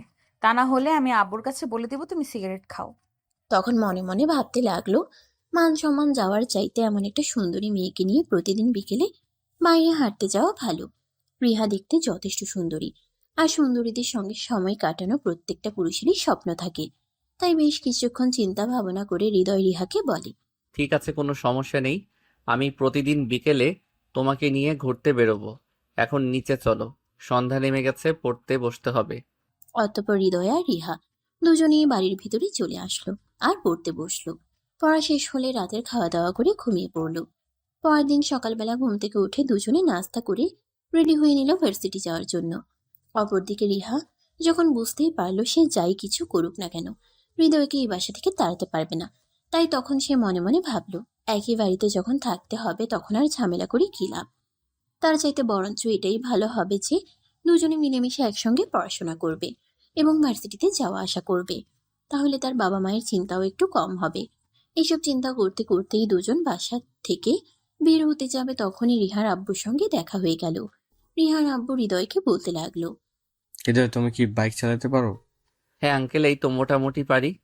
ঠিক আছে, তাহলে আজ ভার্সিটি থেকে আসলে তোমাকে নিয়ে বাইকের শোরুমে যাবো, আর তারপর তোমাকে একটা বাইক কিনে দেবো। কারণ গাড়িতে যাতায়াত করতে তোমাদের হয়তো একটু প্রবলেম হতে পারে, কারণ ঢাকা শহরের রাস্তায় যানজট তো আছেই। তাই একটা বাইক কিনে দিলে তোমরা দুজনেই সময় মতো ভার্সিটিতে পৌঁছে যেতে পারবে। হ্যাঁ আব্বু, এটা তো তুমি একদম ঠিক কথাই বলেছো। আসলে আমিও মনে মনে এরকমটাই ভাবছিলাম। আসলে আমাদের ঢাকা শহরের রাস্তায় যেরকম যানজট, তার জন্য তো প্রতিদিন সময় মতো ভার্সিটিতেই পৌঁছানো যায় না। তাই তুমি যদি হৃদয়কে একটা বাইক কিনে দাও তাহলে খুবই ভালো হয়। আচ্ছা ঠিক আছে, বিকেলে ভার্সিটি ছুটি হওয়ার পর বাসায় আসো, তারপর তোমাদের দুজনকে নিয়েই বাইকের শোরুমে যাব, তা না হলে আবার লেট হয়ে যাবে। এই বলে হৃদয় আর রিহা দুজনেই ভার্সিটির উদ্দেশ্যে বেরিয়ে পড়লো। সেদিন বিকেল বেলা দুজনে বাসায় আসতেই রিহার আব্বু দুজনকে নিয়ে বাইকের শোরুমে গেল আর হৃদয়কে তার পছন্দ মতো একটা বাইক কিনে দিল। এরপর থেকে দুজনে বাইকেই আসা যাওয়া করত। কিন্তু হঠাৎ করে একদিন হৃদয় খুব বেশি অসুস্থ হয়ে পড়ল। তার খুব জ্বর, কিন্তু 1-2 দিন পরে ছিল তাদের এক্সাম। সেই কারণে রিহাকে ইউনিভার্সিটি যেতেই হবে, কারণ আজ ভার্সিটিতে কিছু নোটস দেবে, সেগুলো আনতে হবে। তাই হৃদয় রিহাকে বলল, রিহা, তুমি একটা কাজ করো, তুমি একা একাই ভার্সিটিতে চলে যাও। আজ তো আমার শরীরটা খুবই খারাপ, আমি তো যেতে পারবো না। আর 2 দিন পর থেকেই আমাদের এক্সাম শুরু হতে যাচ্ছে, এখন নোটসগুলো না আনলেও তো চলবে না। ঠিক আছে, কোনো সমস্যা নেই। তুমি কোনো চিন্তা করো না, আমি ভার্সিটি পৌঁছে যেতে পারবো। আমি আম্মুকে বলে যাব তোমাকে ওষুধগুলো খাইয়ে দিতে। তুমি ওষুধ খেয়ে তারপর বিশ্রাম নাও। এই বলে রিহা বাসা থেকে বেরিয়ে পড়ল। তারপর ভার্সিটি ছুটি হলেও রিহা ক্যাম্পাস থেকে বের হতে যাবে, তখনই কয়েকটা ছেলে পেলে এসে তার সামনে দাঁড়ালো আর বলতে লাগলো, এই সুন্দরী দাঁড়াও, তোমার সঙ্গে অনেকদিন ধরে কথা বলবো ভাবছি, কিন্তু ওই শকুনের বাচ্চাটার জন্য তো পারছি না। এই বলে রাজ আর তার বন্ধুরা মিলে রিহার পথ আগলে দাঁড়ালো। রিহা তখন তাদেরকে বলতে লাগলো, এইসব কি করছেন আপনারা? প্লিজ আমার পথ থেকে সরে দাঁড়ান, আমাকে বাসায় যেতে হবে। আরে সুন্দরী, এত বাসার যাওয়ার জন্য তারা কিসের? আজ ওই শকুনের বাচ্চাটা আসেনি তাই। যাই হোক সুন্দরী, চলো, তোমাকে না আমার পছন্দ হয়েছে, তোমাকে নিয়ে একটু লং ড্রাইভ করে আসি। আরে আপনি আমার পথ থেকে সরে দাঁড়ান, বললাম তো আমাকে বাসায় যেতে হবে। আরে বললাম তো তোমাকে আমি তোমার বাসা পর্যন্ত পৌঁছে দিব, তাই এত তাড়াহুড়ো করো না, চলো আমার সঙ্গে একটু ঘুরে আসি, তারপর আমি নিজ দায়িত্বে তোমাকে বাসায় পৌঁছে দিব। এই বলে রাজ আর তার বন্ধুরা মিলে রিহাকে জোর করে তাদের গাড়িতে ওঠানোর চেষ্টা করছিল। তখনই রিহা চিৎকার করতে লাগলো, আর এসব কি করছেন আপনারা? আমাকে জোর করে আপনাদের গাড়িতে তুলছেন কেন? প্লিজ ছেড়ে দিন আমাকে। কে কোথায় আছো? বাঁচাও আমাকে। Please help me. কে কোথায় আছো? আমাকে বাঁচাও। রিহার এরকম চিৎকার শুনে ভার্সিটির প্রিন্সিপাল সেখানে চলে আসলেন আর প্রিন্সিপাল সবাইকে উদ্দেশ্য করে বলতে লাগলেন, আরে এসব কি করছো তোমরা? তোমরা জানো এই মেয়েটা কে? কার সঙ্গে তোমরা পাঙ্গা নিতে চলছো? আরে প্রিন্সিপাল সাহেব, আপনি কেন এখানে ঝামেলা করতে এসেছেন? এখান থেকে মানে মানে কেটে পড়ুন, আমাদের সঙ্গে ঝামেলা করতে আসবেন না। আপনি তো আমাদের সম্পর্কে খুব ভালো করেই জানেন, তাই আশা করি আপনাকে ওভাবে বলার কিছুই নেই। এই বলে রাজ আর তার বন্ধুরা মিলে রিহাকে জোর করে গাড়িতে তুলে নিল আর তারপর সেখান থেকে চলে গেল। এদিকে ভার্সিটির প্রিন্সিপাল কোনো উপায়ান্তর না পেয়ে সঙ্গে সঙ্গে রিহার আব্বু নম্বরে ফোন করলো। আসসালামু আলাইকুম প্রিন্সিপাল সাহেব, কি ব্যাপার আজ হঠাৎ আপনি আমাকে ফোন করলেন? মিস্টার অজয়, একটা খুব বড় সমস্যা হয়ে গেছে। আপনার মেয়ে আজ একা একাই ভার্সিটি এসেছিল, আর আমাদের ভার্সিটির সিনিয়র ডিপার্টমেন্টের কিছু ছেলে রিহাকে তুলে নিয়ে গেছে। আপনি প্লিজ কিছু একটা করুন। আরে প্রিন্সিপাল স্যার, আপনি এসব কি বলছেন? আমার মেয়েকে তুলে নিয়ে গেছে? এত বড় বুকের পাটা! ঠিক আছে, আপনি কোনো চিন্তা করবেন না, ওদেরকে তো আমি দেখে নেব। আমাকে এটা বলুন যে ওরা কোন দিকে গেছে। ওরা তো ভার্সিটি থেকে গাড়ি বের করে আশুলিয়ার দিকে গেছে মনে হয়। আপনি প্লিজ একটু তাড়াতাড়ি করুন, দেরি হলে আপনার মেয়ের সঙ্গে খারাপ কিছু না হয়ে যায়। আপনি কোনো চিন্তা করবেন না, আমার মেয়ের গায়ে একটা ফুলের আঁচড়ও লাগতে দেব না। তবে একটা কথা মনে রাখবেন, ওদেরকে তো আমি দেখে নেব। ওদের কত বড় সাহস আমার মেয়ের সঙ্গে এরকম আচরণ করার! সাহস কোথা থেকে পায়? এই বলে রিহার আব্বু ফোনটা সঙ্গে সঙ্গেই কেটে নিল আর তারপর থানা থেকে পুলিশ ফোর্স নিয়ে সঙ্গে সঙ্গেই বেরিয়ে পড়লো। আসলে রিহার আব্বু একজন পুলিশ অফিসার। এটা রিহা সবসময় গোপন রেখে গেছে। আসলে সে তার বাবার পরিচয়ে কারো সঙ্গে পরিচিত হতে চাইতো না, তাই। অপরদিকে রাজ আর তার বন্ধুরা মিলে রিহাকে নিয়ে আশুলিয়ার দিকে যাচ্ছে আর এদিকে রিহা গাড়ির ভেতরে চিৎকার করে চলেছে। Please help me. কে কোথায় আছো? আমাকে বাঁচাও। আরে সুন্দরী, চিৎকার করে কোনো লাভ হবে না। আমি যখন তোমাকে নিয়ে এসেছি তখন আর কেউ তোমাকে বাঁচাতে আসবে না, বুঝতে পেরেছো? আজ তুমি আমার বলের পাঠা হবে, বুঝতে পেরেছো? তাই চিৎকার চেঁচামেচি করে কোনো লাভ নেই, চুপচাপ গাড়িতে বসে থাকো। এই বলে রাজ আর তার বন্ধুরা মিলে হু হু করে হাসতে লাগলো। ঠিক তখনই তাদের গাড়ির সামনে একটা পুলিশের গাড়ি এসে দাঁড়ালো। রাজ তখনই আঁতকে উঠলো আর বলতে লাগলো, এই তোরা গাড়ি থেকে নেমে দেখ তো, এরা আমাদের গাড়ি আটকেছে কেন? এরা কি জানে না গাড়ির ভিতরে আমি আছি? তাহলে ওর সাহস কি করে পেলো আমার গাড়ির সামনে দাঁড়ানো? এই কথা শোনার পর রাজের বন্ধুরা গাড়ি থেকে বের হতে যাবে, তখনই রিহার আব্বু গাড়ি থেকে বের হয় আর গাড়ির সামনে দাঁড়িয়ে বলতে থাকে, এই শুয়োরের বাচ্চা, তোর এত বড় সাহস, তুই আমার মেয়েকে তুলে নিয়ে আসার মতো সাহস দেখাস? গাড়ি থেকে নেমে আয়, দেখি তোর কত বড় বুকের পাটা। আব্বে, ওই হালাটা তোদেরকে না বললাম যে কার এত বড় সাহস বুকের বাটা আমার গাড়ির সামনে পট আগলে দাঁড়িয়ে এটা দেখার জন্য? কিন্তু তোরা এখানে গাড়ির ভিতরে বসে আছিস কেন? এই পুলিশ হয়তো জানে না আমি কে আর কি আমার পরিচয়। ওদেরকে কেন বলছিস তুই? নিজেই গাড়ি থেকে নাম না, তাহলেই তো বুঝতে পারবি কার সঙ্গে পাঙ্গা নিতে এসেছিস আর কার মেয়েকে তুলে এনেছিস। মানে এসব তুই কি বলছিস? ওই পুলিশ কি তোর কোনো আত্মীয় হয় নাকি? আমাকে কেন তুই এসব কথা জিজ্ঞাসা করছিস? গাড়ি থেকে নাম, তাহলেই বুঝতে পারবি। আচ্ছা ঠিক আছে, তুই যখন বলছিস তখন তো আমাকে ব্যাপারটা দেখতে হয়। এই বলে রাজ গাড়ি থেকে নামতেই রিহার আব্বু সঙ্গে সঙ্গেই তাকে উত্তম মধ্যম দিতে লাগলো। আর তারপর সঙ্গে সঙ্গেই গাড়ির ভিতরে থাকা সবকটাকে অ্যারেস্ট করে থানায় নিয়ে আসলো। অপরদিকে রাজ তো কিছুই বুঝতে পারছে না তার সঙ্গে কি হচ্ছে। তখনই সে রিহার আব্বুকে উদ্দেশ্য করে বলতে লাগলো, আপনি হয়তো জানেন না আমি কে, তাই হয়তো আমার সঙ্গে এরকমটা করার সাহস পেয়েছেন। তবে আপনি কোনো চিন্তা করবেন না, এক্ষুনি আমার বাবা আসলো বলে আপনি শুধু অপেক্ষা করতে থাকুন। আমার বাবা এখানে আসার পর আপনার থানার কি অবস্থা হয়। ঠিক আছে, এখনই তুই তোর বাবাকে ফোন কর আর এখানে আসতে বল, তারপর সেয়ানে সেয়ানে কোলাকুলি করব। কথাটা বলা শেষ করার আগে রাজের আব্বু সেখানে এসে পৌঁছে গেল। আসলে রাজের আব্বু হলো শহরের নামকরা মাফিয়াদের মধ্যে একজন, কিন্তু রিহার আব্বুও একজন নামকরা পুলিশ অফিসার। তিনিও কাউকে ভয় পান না। রাজের আব্বু থানায় এসে চিৎকার করে বলতে লাগলো, কোন পুলিশ অফিসারের এত বড় সাহস যে আমার ছেলেকে থানায় তুলে এনেছে? আমি পুলিশ অফিসার অজয়, এই থানায় আছি দীর্ঘ 5 বছর ধরে। আশা করি আপনাকে আর কিছু বলার প্রয়োজন নেই। ও অফিসার, আপনি মনে হয় কিছু ভুল বলছেন। আপনি মনে হয় ভুল করে আমার ছেলেকে থানায় ভুলে এনেছেন। ভুল করব তাও আবার আমি? এটা আপনি ভাবলেন কি করে? আপনার ছেলে যেটা করেছে তার শাস্তি তাকে পেতেই হবে। আমি তাকে যতক্ষণ পর্যন্ত শাস্তি দিতে না পারবো ততক্ষণ পর্যন্ত মনে শান্তি পাবো না। তাই তাকে শাস্তি না দেওয়া পর্যন্ত কারোর কথা শুনতে চাই না। প্লিজ অফিসার, আপনি এরকমটা করবেন না। আমার ছেলে না হয় না জেনে একটা ভুল করে ফেলেছে, কিন্তু তাই বলে আপনি তাকে এভাবে শাস্তি দিতে পারেন না। প্লিজ এই প্রথম আর শেষবারের মতো আপনি আমার ছেলেকে ক্ষমা করে দিন। আমার ছেলে কখনো আপনার মেয়ের আশেপাশেও যাবে না, এটা আমি আপনাকে কথা দিলাম। আই অ্যাম সরি মিস্টার, আমি আপনার কথা রাখতে পারলাম না। যে শহরে আমার মতো একজন পুলিশ অফিসার মেয়েকে এরকম হয়রানি শিকার হতে হয়, সেই শহরের সাধারণ জনগণ কিংবা তাদের মেয়েরা কিভাবে শান্তিতে থাকে আমি সেটাই বুঝতে পারছি না। যাই হোক, আপনি এখন আসতে পারেন। আপনার ছেলেকে কাল কোর্টে তোলা হবে, তারপর সেখানেই আপনার সঙ্গে দেখা হবে। প্লিজ অফিসার, দেখুন আমার ছেলে ছোট মানুষ, বুঝতে পারেনি। দেখুন আমরা তো বড় হয়েছি, চলুন না আমরা এই বিষয়টাকে ম্যানেজ করে ফেলি। কেন শুধু শুধু ঝামেলা তৈরি করছেন? আমি কোনো ঝামেলা তৈরি করছি না, আর কোনো ঝামেলা তৈরি করতে চাইছিও না। আপনি প্লিজ এখান থেকে চলে যান, এটাই আপনার জন্য ভালো হবে। তা না হলে কিন্তু আমি আপনাকে অপরাধীকে সাহায্য করার কারণে গ্রেপ্তার করতে 2বার চিন্তা করব না। অফিসার, ঠিক আছে অফিসার, আমি চলে যাচ্ছি, কিন্তু একটা কথা মনে রাখবেন, আমি আমার ছেলেকে জেলে দিতে দিব না। আমি আমার ছেলেকে মুক্ত করেই নেব। কিন্তু আপনি যেটা করলেন সেটা কিন্তু একদম ভালো করলেন না। আমার ভালো আপনাকে চিন্তা করতে হবে না, আপনি বাসায় ফিরে আপনার ছেলে চিন্তা করেন।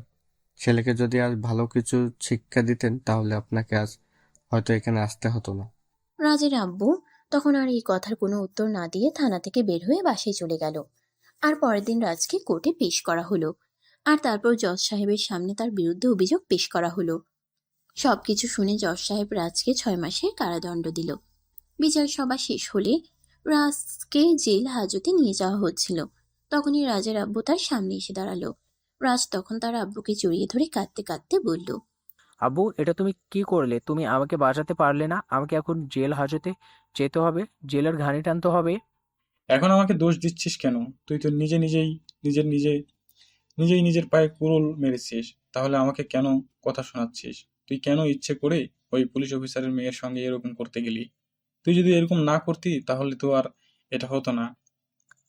তুমি তো আমাকে বলে দিয়েছো আমাকে আমার ইচ্ছা মতো চলতে, তাহলে আমি কোথায় দোষ করলাম সেটাই আমাকে বলো। এই মেয়েটার উপর অনেকদিন ধরেই আমার চোখ পড়েছিল, কিন্তু মেয়েটার সঙ্গে প্রতিদিন একটা ছেলে ভার্সিটিতে আসতো, তার জন্যই মেয়েটার সঙ্গে কথা বলার সুযোগ ওঠেনি। গতকাল মেয়েটা একা একা ভার্সিটিতে আসে, তাই আমি একটু চান্স নেওয়ার চেষ্টা করি, কিন্তু তারপরেই আমার সঙ্গে এরকমটা হয়ে গেল। যা হওয়ার তা তো হয়েই গেছে। এখন তো আর কিছুই করার নেই। এখন আফসোস করে কোনো লাভ নেই। এখন তোমাকে আগামী 6 মাস জেলেই থাকতে হবে। তারপর তুমি কোনো চিন্তা করো না। আমি আমার সাধ্যমতো চেষ্টা করব তোমাকে জামিনে মুক্ত করে আনার জন্য। এরপর রাজ আর তার আব্বুকে কোনো কথা বলার সুযোগই না দিয়ে পুলিশ রাজকে নিয়ে জেল হাজতে চলে গেল। অপরদিকে পরের দিন থেকেই রিহা আর হৃদয়ের ভার্সিটির এক্সাম। হৃদয় এখন মোটামুটি সুস্থ, তাই সকালবেলা ঘুম থেকে উঠেই রেডি হয়ে নিল। অপরদিকে রিহা অনেকক্ষণ ধরেই রেডি হয়ে ড্রয়িং রুমে বসে অপেক্ষা করছিল। হৃদয়ও ততক্ষণে ড্রয়িং রুমে আসলো, আর এটা দেখে রিহা বলতে লাগলো, আরে, তোমার এতক্ষণে আসার সময় হলো? আমি সেই কখন থেকে বসে বসে তোমার জন্য অপেক্ষা করছি। পরীক্ষা শুরু হওয়ার আর মাত্র আধা ঘন্টা সময় বাকি আছে। আমরা কি এই সময়ের মধ্যে ভার্সিটিতে পৌঁছাতে পারবো? আরে বাবা, তুমি কোনো চিন্তা করো না। আমরা এই সময়ের মধ্যেই ভার্সিটিতে পৌঁছে যাব। চিন্তার কোনো কারণ নেই। এখন চলো তো। এই বলে হৃদয় আর রিহা দুজনে বাসা থেকে বের হয়ে যায়, আর তারপর সোজা ভার্সিটি। এরপর দেখতে দেখতে তাদের পরীক্ষা শেষ হয়ে গেল। ইতিমধ্যে তাদেরকে 15 দিনের ছুটি দেওয়া হয়েছে। রিহা বাসায় এসেই তার আম্মুকে উদ্দেশ্য করে বলতে লাগলো, আম্মু ভার্সিটি থেকে 15 দিনের ছুটি দিয়েছে। এই 15 দিন কি করা যায় বলো তো? তুমি কি করবে সেটা আমি তোমাকে কি করে বলবো? আমি ভাবছিলাম হৃদয় তো মনে হয় গ্রামের বাড়িতে চলে যাবে। তাকে গ্রামের বাড়িতে যেতে না দিয়ে আমরা কক্সবাজার কিংবা সেন্ট মার্টিন থেকে ঘুরে আসি। সেটা আমি কি করে বলবো? তুমি তাকে জিজ্ঞাসা করো। সে যদি যেতে চায় তাহলে চলে যাও, আমার তো কোনো সমস্যা নেই। তাছাড়া তোমার আব্বু ব্যাপারে কোনো আপত্তি করবে না। রিহা তখন আর কোনো কথা না বলে সোজা হৃদয়ের রুমে চলে গেল তার সঙ্গে কথা বলার জন্য। রিহা হৃদয়ের রুমে এসে দেখতে পেল হৃদয় গ্রামের বাড়িতে যাওয়ার জন্য তৈরি হচ্ছে, কাপড় চোপড় ব্যাগে ভরছে। এটা দেখে রিহা কি বলবে কিছুই বুঝতে না পেরে চুপচাপ দাঁড়িয়ে থাকে। আর এদিকে হৃদয় রিহাকে এভাবে দাঁড়িয়ে থাকতে দেখে প্রশ্ন করলো, কি ব্যাপার রিহা, কিছু হয়েছে নাকি? তুমি এভাবে দাঁড়িয়ে আছো কেন? তুমি কি আমায় কিছু বলবে নাকি? ও কই না, এমনিতেই তোমার রুমে আসলাম। তুমি কি বাড়িতে যাচ্ছ নাকি? দেখা যাচ্ছে তুমি কাপড় চোপড় গোছাচ্ছ। হ্যাঁ, আসলে আম্মু ফোন করেছিল। অনেকদিন ধরে তো বাড়িতে যাওয়া হয় না। সেই কবে বাড়ি থেকে আসা হয়েছে, তাই আম্মু আমাকে ফোন করে বলল পরীক্ষা যখন শেষ হয়ে গেছে আর কিছুদিনের ছুটিও দেওয়া হয়েছে ভার্সিটি থেকে, তাই আমি যেন গ্রামের বাড়ি থেকে একবার ঘুরে আসি আর বাবা মায়ের সঙ্গে দেখা করে আসি। ও আচ্ছা, তাহলে তো এটা খুবই ভালো খবর। ঠিক আছে, ভালোভাবে যাও। আর বাড়িতে পৌঁছে ফোন করতে ভুলবে না কিন্তু। আমি কিন্তু তোমার ফোনের জন্য অপেক্ষা করব। মনে থাকবে তো? আচ্ছা, ঠিক আছে, কোনো সমস্যা নেই। আমি বাড়িতে পৌঁছে তোমাকে ফোন করে নিব। আর তোমার কথা আমার মনে থাকবে না কেন? 100 বার মনে থাকবে। আচ্ছা ঠিক আছে, তাহলে তুমি এক্ষুনি রওনা দিয়ে দাও। তা না হলে আবার বাড়িতে গিয়ে পৌঁছাতে পৌঁছাতে অনেক বেশি রাত হয়ে যাবে। তখন আবার গ্রামের বাড়িতে কোনো গাড়ি পাবে না। হ্যাঁ, এটা তুমি একদম ঠিক কথাই বলেছ। এখন যদি আমি বাসা থেকে বের না হই তাহলে অনেক বেশি লেট হয়ে যাবে, যার জন্য আমি স্টেশন থেকে নেমে বাড়িতে যাওয়ার জন্য কোনো গাড়ি পাবো না। এই বলে হৃদয় রুম থেকে বের হয় আর রিহার আম্মুর কাছ থেকে বিদায় নিয়ে বাসা থেকে বের হয়ে তারপর সেখান থেকে সোজা বাস স্টপ আর টিকিট কেটে তারপর হৃদয় রওনা দিল গ্রামের বাড়ির উদ্দেশ্যে। অপরদিকে রিহার সময় যেন কোনোভাবেই কাটছিল না। সে অপেক্ষা করতেই লাগলো কখন হৃদয় তাকে ফোন করবে। সে বারবার মোবাইল হাতে নেয় হৃদয়কে ফোন করার জন্য, কিন্তু সাহস পাচ্ছিল না। তার কেমন যেন একটা বাধা লাগছিল, তাই সে আর ফোন করলো না। নিজেই অপেক্ষা করতে লাগলো হৃদয়ের ফোনের। এইভাবে দেখতে দেখতে সন্ধ্যা হয়ে গেল, কিন্তু হৃদয় তখনও ফোন করলো না। তাই রিহা মনে মনে ভাবতে লাগলো হৃদয়ের হয়তো কোনো ঝামেলা হয়েছে, তাই সে ফোন করতে পারছে না। তখনই রেহা নিজের ফোনটা হাতে নিল আর সঙ্গে সঙ্গেই হৃদয়ের নাম্বারে ফোন দিল। দুবার রিং হওয়ার পরেই হৃদয় ফোনটা রিসিভ করলো আর বলতে লাগলো, কি ব্যাপার রিহা, তুমি এই সময় ফোন করলে? কোনো ঝামেলা হয়েছে নাকি? না মানে আসলে তুমি তো বাসা থেকে বের হয়ে গেছো অনেকক্ষণ হয়েছে। তুমি বাড়িতে গিয়ে পৌঁছেছো কিনা সেটা জানার জন্যই আসলে আমার মনটা কেমন যেন করছিল, তাই তোমাকে ফোন করলাম। আরে বাবা, এত তাড়াতাড়ি আমি বাড়িতে কি করে পৌঁছে যাব? তুমি তো জানো ঢাকা শহরের রাস্তায় প্রচুর যানজট থাকে। ঢাকা থেকে বের হতেই তো অনেকক্ষণ সময় লেগে গেছে। আর আমাদের বাড়িতে গিয়ে পৌঁছাতে প্রায় আরো 2 থেকে আড়াই ঘন্টার মতো সময় লাগবে। আমি বাড়িতে পৌঁছে তারপরেই তোমাকে ফোন করব। আচ্ছা ঠিক আছে, তাহলে আমি রাখছি। আর হ্যাঁ, তুমি কিন্তু কিছু কিনে খেয়ে নিও, কারণ তোমার তো প্রতিদিনই সন্ধ্যাবেলায় কিছু খাওয়ার অভ্যাস। আজ তো তুমি বাসায় নেই, তাই আজ তো আর আমি তোমাকে কিছু খাওয়াতে পারবো না, তাই। আচ্ছা ঠিক আছে, কোনো সমস্যা নেই। আমি সামনে কোনো ভালো রেস্টুরেন্ট পেলে ওখান থেকে খাবার খেয়ে নেব। তোমাকে কোনো টেনশন করতে হবে না। এই বলে হৃদয় ফোনটা কেটে দেয়। আর তারপর রাত 8টার দিকে হৃদয় এসে গ্রামের বাড়িতে পৌঁছায়। বাড়িতে তাকে দেখে সবাই অনেক আনন্দিত হয়, আর সবাই তাকে নিয়ে আনন্দ উল্লাসে মেতে ওঠে। আর এদিকে হৃদয় সবার সঙ্গে কথা বলতে বলতে রিহার কথা একদম ভুলেই গেল। এদিকে দেখতে দেখতে রাত 10টার মতো বেজে গেল। হৃদয় রিহাকে ফোন করেনি, এদিকে রিহার তখনও বেশ চিন্তা হচ্ছিল। তাই সে মনে মনে ঠিক করলো সে এখন আবার হৃদয়কে ফোন করবে। যেমন চিন্তা তেমনই কাজ। তখনই সে নিজের মোবাইলটা হাতে নিল আর সঙ্গে সঙ্গে হৃদয়কে ফোন করলো। অপরদিকে হৃদয় তখন নিজের মোবাইলটা নিজের বেডরুমে রেখেছিল। আর এদিকে তার ছোট কাকি রিয়া তখন তার রুমের পাশ দিয়েই যাচ্ছিল। রিয়া ফোনের রিংটোনের আওয়াজ শুনতে পেয়ে হৃদয়ের রুমে প্রবেশ করে আর মোবাইল হাতে নিয়ে দেখে রিহা তাকে ফোন করেছে। তাই রিয়া রিহার ফোনটা রিসিভ করে। হ্যালো রিহা। হ্যাঁ ফুফু, হৃদয় কোথায়? ও কি বাড়িতে গিয়ে পৌঁছেছে? হ্যাঁ, হৃদয় তো অনেকক্ষণ আগেই বাড়িতে এসে পৌঁছে গেছে। কেন, তোমাকে ফোন দেওয়ার কথা ছিল নাকি?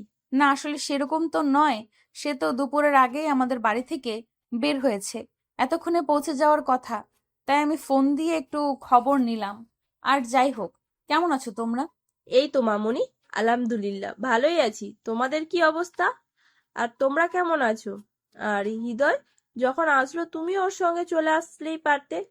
আসলে আমার তো যেতে মন চাইছিল, কিন্তু হৃদয় আমাকে কিছুই বলল না। তাহলে আমি নিজেই যে কিভাবে তার সঙ্গে চলে যাই বলো? সে যদি আমাকে একটাবার বলতো সে আমাকে তার সঙ্গে নেবে, তাহলে আমি চলে আসতাম। ও আচ্ছা, এই ব্যাপার। আচ্ছা ঠিক আছে, কোনো সমস্যা নেই। আমরা তো ভাবছি কয়দিন পর সবাই মিলে তোমাদের ওখানে বেড়াতে আসবো। ও আচ্ছা, তাহলে তো এটা খুবই ভালো খবর। তাহলে অনেক আনন্দ হবে। আচ্ছা ফুফু, এখন তাহলে রাখি, আমার একটু কাজ আছে, আমি একটু কাজ করব। এই বলে রিহা ফোনটা কেটে দেয়। আসলে সে তো ফোন করেছিল হৃদয়ের সঙ্গে কথা বলার জন্য, কিন্তু হৃদয়ের সঙ্গে যখন কথা বলা হলো না, তখন আর তার অন্য কারোর সঙ্গে কথা বলতে ইচ্ছে করছিল না। তাই সে ফোনটা কেটে দেয়। ওদিকে গল্প গুজব শেষ হলে সবাই নিজেদের রুমে গিয়ে ঘুমিয়ে পড়ল। আর হৃদয় যখন নিজের রুমে আসলো, তখনই হঠাৎ তার রিহার কথা মনে পড়ল। তাই সে মোবাইলটা হাতে নিল। সে দেখতে পেল রিহা তাকে ফোন করেছিল, কিন্তু সেই ফোনটা অন্য কেউ রিসিভ করেছিল। তখন হৃদয় আর 7-5 চিন্তা না করে রিহার নাম্বারে ফোন দেয়। 2-3 বার রিং হওয়ার পরও রিহা ফোনটা রিসিভ করে না। আসলে হৃদয় ফোন করেনি এটা দেখে রিহার খুব মন খারাপ লাগছিল। তাই সে বিছানায় না শুয়ে ব্যালকনিতে গিয়ে আকাশের তারা দেখছিল। তখনই সে মোবাইলে রিংটোনের আওয়াজ শুনে দৌড়ে বেডরুমে চলে আসে আর দেখতে পায় হৃদয় তাকে ফোন করেছে। তাই সে সঙ্গে সঙ্গেই ফোনটা রিসিভ করলো আর বলতে লাগলো। তুমি তো আচ্ছা বেইমান মানুষ। আমি সেই কখন থেকে তোমার ফোনের অপেক্ষা করছি, তুমি একটাবার আমার সঙ্গে কথা বলার প্রয়োজন বোধ করলে না? না মানে আসলে তুমি তো এটা খুব ভালো করেই জানো আমার বাড়ির সবাই আমাকে কতটা ভালোবাসে। আর এতদিন পর গ্রামের বাড়িতে এসেছি, সবাই আমাকে নিয়ে এতটাই ব্যস্ত হয়ে পড়েছিল যে আমি তোমাকে ফোন করার সময়টাও পাইনি। I am so sorry, please আমাকে ক্ষমা করে দাও। তুমি যে সবার মাঝে আমাকে ভুলে যাবে এরকমটা আমি চিন্তাও করিনি। আমি তো ভেবেছিলাম হাজার মানুষের মধ্যেও তুমি আমাকে খুঁজে নেবে, কিন্তু এখন দেখছি আমার ধারণা সম্পূর্ণ ভুল। যাই হোক, এখন রাখি, ঘুমাবো, খুব ঘুম পাচ্ছে। এই বলে অভিমানী রিহা ফোনটা কেটে দেয়। আর এদিকে হৃদয় কিছুই বুঝতে পারছে না রিহা এগুলো কি বলল, আর কেনই বা সে এরকম কথা বলল। যাই হোক, হৃদয় এসব কিছু চিন্তা না করে বিছানায় শুয়ে ঘুমিয়ে পড়ল। এরপর দেখতে দেখতে আরো 2 দিন সময় কেটে গেল। আর এদিকে রিহার মনের মধ্যে অস্থিরতা বাড়তে শুরু করলো। সে কোনোভাবেই হৃদয়কে ছাড়া থাকতে পারছিল না। তাই সে বারবার হৃদয়কে ফোন করতে থাকে। হৃদয়, তুমি ঢাকায় ফিরে আসো, আমার একা একা থাকতে ভালো লাগছে না, প্লিজ তুমি ঢাকায় চলে আসো। আরে বাবা, ওখানে তোমার কত বন্ধু বান্ধব আছে, তাদেরকে নিয়ে তুমি একটু বাইরে থেকে ঘুরে এসো, তাহলেই ভালো লাগবে। তুমি তো জানোই এতদিন পর বাড়িতে এসেছি। এখন কি চাইলেই আমি চলে আসতে পারবো নাকি? সবার সঙ্গে সময় কাটাচ্ছি, কেউ তো আমাকে আসতে দিতে চাইছে না। তাহলে আমি কি করব সেটা তুমিই বলো। আমি কোনো কিছু জানি না আর জানতেও চাই না। আমি কাল সকালের মধ্যেই তোমাকে ঢাকায় দেখতে চাই। আর যদি ঘুম থেকে উঠে তোমাকে দেখতে না পাই, তাহলে আমি নিজেই তোমার কাছে চলে আসব। কারণ তোমাকে ছাড়া আমার থাকতে খুব কষ্ট হচ্ছে। এই বলে হৃদয়কে কোনো কথা বলার সুযোগ না দিয়ে রিহা ফোনটা কেটে দিল। আর এদিকে হৃদয় এসব কিছু নিয়ে চিন্তা করছে। যাই হোক ভিউয়ার্স, চলুন কথা না বাড়িয়ে মূল গল্পে ফিরে আসি। রিহার এসব কথাবার্তা শুনে হৃদয় তখন তার আম্মুর কাছে গেল আর তার আম্মুকে বলল, আম্মু, আমি কাল সকালে ঢাকায় চলে যাব। এইসব তুই কি বলছিস বাবা? তুই তো সেদিন বলেছিলি ভার্সিটি 15 দিনের ছুটি দিয়েছে, কিন্তু এখন তুই বলছিস তুই কাল সকালে ঢাকায় চলে যাবি। এতদিন পর বাড়িতে আসলি, আমাদের সঙ্গে আর কটা দিন থাক না। না আম্মু, আমি আর থাকতে পারবো না। আসলে তো আমি নিজেও চিন্তা করে এসেছিলাম যে এবার বেশ কয়েকদিন থাকবো গ্রামের বাড়িতে, আর তোমাদের সঙ্গে খুব ভালো সময় কাটাবো। কিন্তু সেটা আর হবে না আম্মু, কারণ গতকালকেই আমার ভার্সিটি থেকে ফোন এসেছে। আমাদের সেমিস্টার 1 সপ্তাহ আগে থেকে শুরু হবে, তাই আমাকে চলে যেতে হবে। কিছু করার নেই। ঠিক আছে বাবা, কোনো সমস্যা নেই। তোকে তো ওখানে পড়াশোনা করানোর জন্যই পাঠিয়েছি। এখন তো পড়াশোনা বাদ দিয়ে বাড়িতে এসে বসে থাকলে চলবে না। ঠিক আছে, তুই চলে যা। এরপর হৃদয় নিজের রুমে চলে আসে আর বিছানায় শুয়ে ঘুমিয়ে পড়ে। পরের দিন ফজরের নামাজের আজান দিতেই হৃদয় ঘুম থেকে উঠে গেল। তারপর নামাজ পড়ে আর ঢাকায় যাওয়ার জন্য তৈরি হয়ে নিল। পরের দিন ফজরের নামাজের আজান দিতেই হৃদয় ঘুম থেকে উঠে গেল। তারপর নামাজ পড়ে আর ঢাকায় যাওয়ার জন্য তৈরি হয়ে বেরিয়ে পড়ল।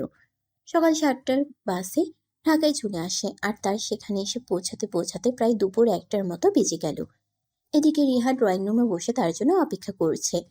হৃদয় বাড়ির সামনে এসে যখন কলিং বেলে চাপ দিল, তখন রিহা দৌড়ে এসে দরজাটা খুলে দেয়।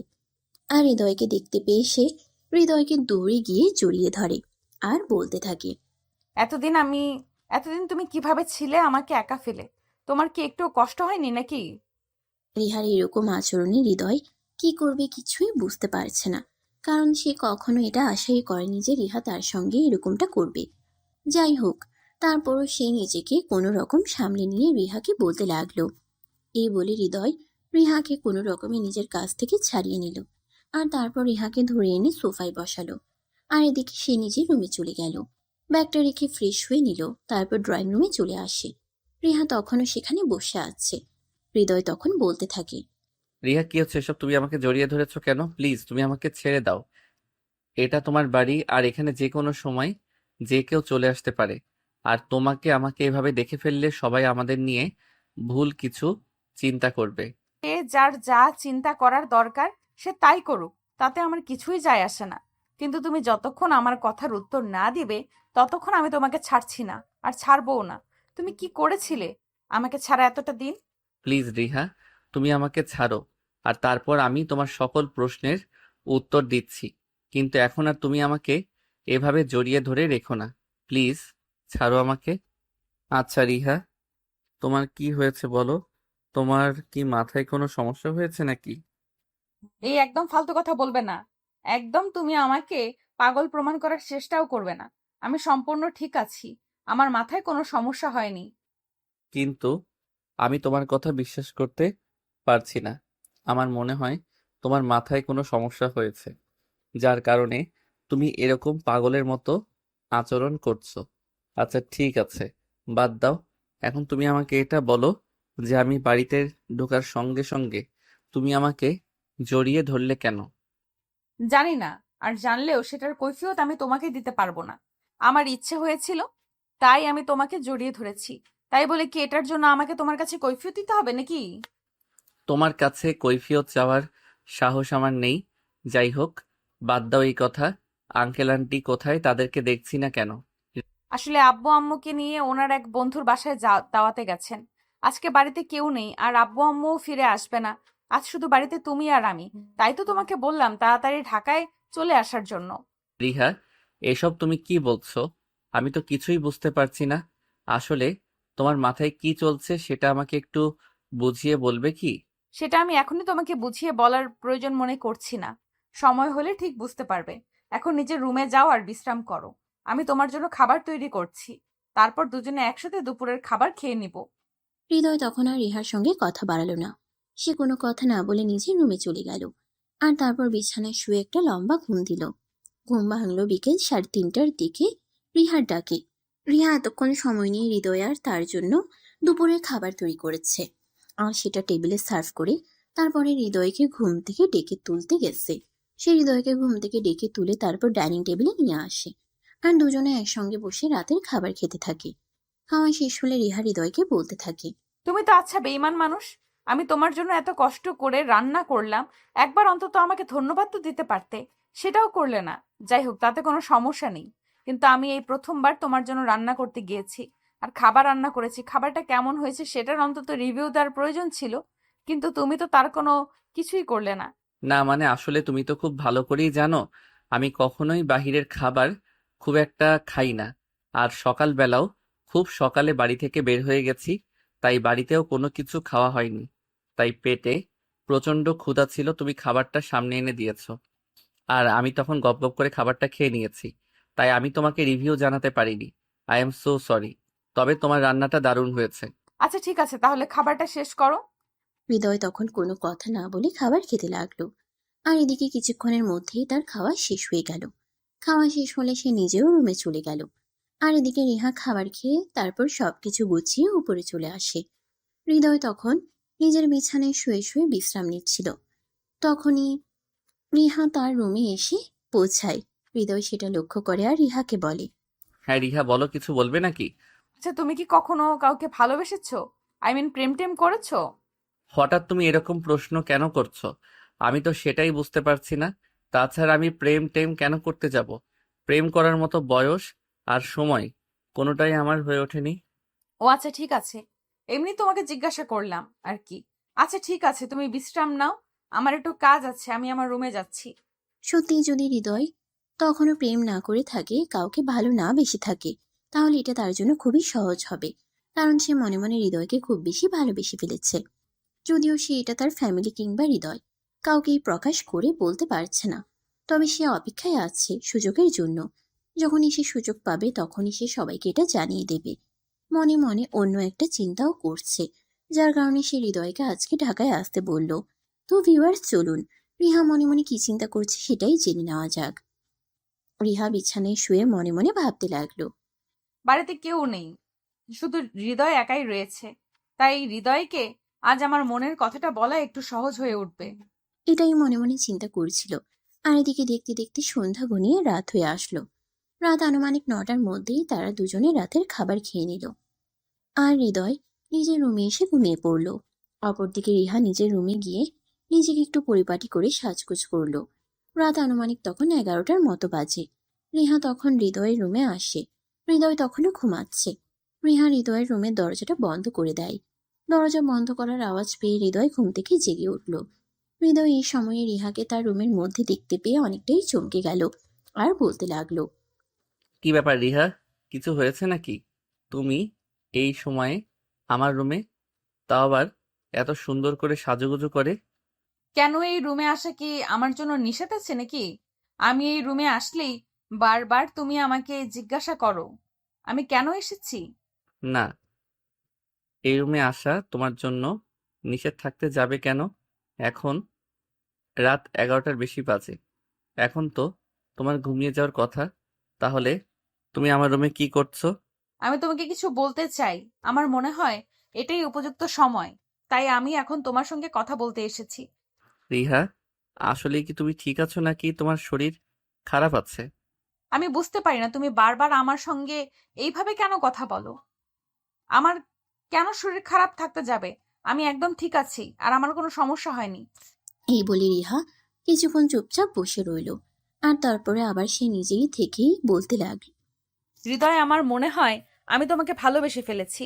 এবার আমি নিশ্চিন্ত এবার আমি নিশ্চিত হলাম যে সত্যি সত্যি তোমার মাথায় সমস্যা হয়েছে। তা না হলে তুমি এমন পাগলের মতো কথা বলছো কি করে?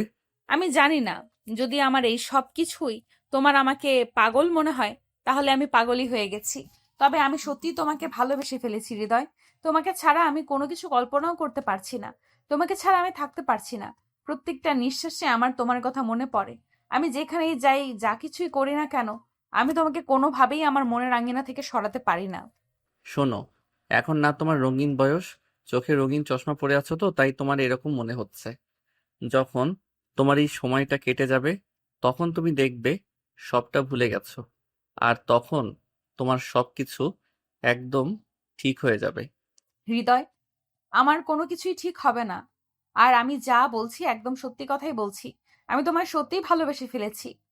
এই বলে রিহা কিছুক্ষণ চুপচাপ বসে রইল। আর তারপরে আবার সে নিজের থেকেই বলতে শুরু করলো। এই কথা বলে রিহা হৃদয়ের দিকে এগোতে থাকে। এটা দেখে হৃদয় বলতে থাকে। আরে, এসব তুমি কি করছো? তুমি আমার দিকে এভাবে এগিয়ে আসছো কেন? যেখানে আছো সেখানেই দাঁড়িয়ে যাও, আমার দিকে একদম এগোবে না বলে দিলাম। কিন্তু রিহা তার কোনো কথাই শুনছিল না। রিহা তার দিকে এগিয়ে চলল। অপরদিকে হৃদয় পিছাতে পিছাতে একদম দেয়ালে পিঠ ঠেকে গেল। সে আর পিছানোর কোনো সুযোগ পাচ্ছিল না। তখনই সে রিহাকে বলতে থাকে।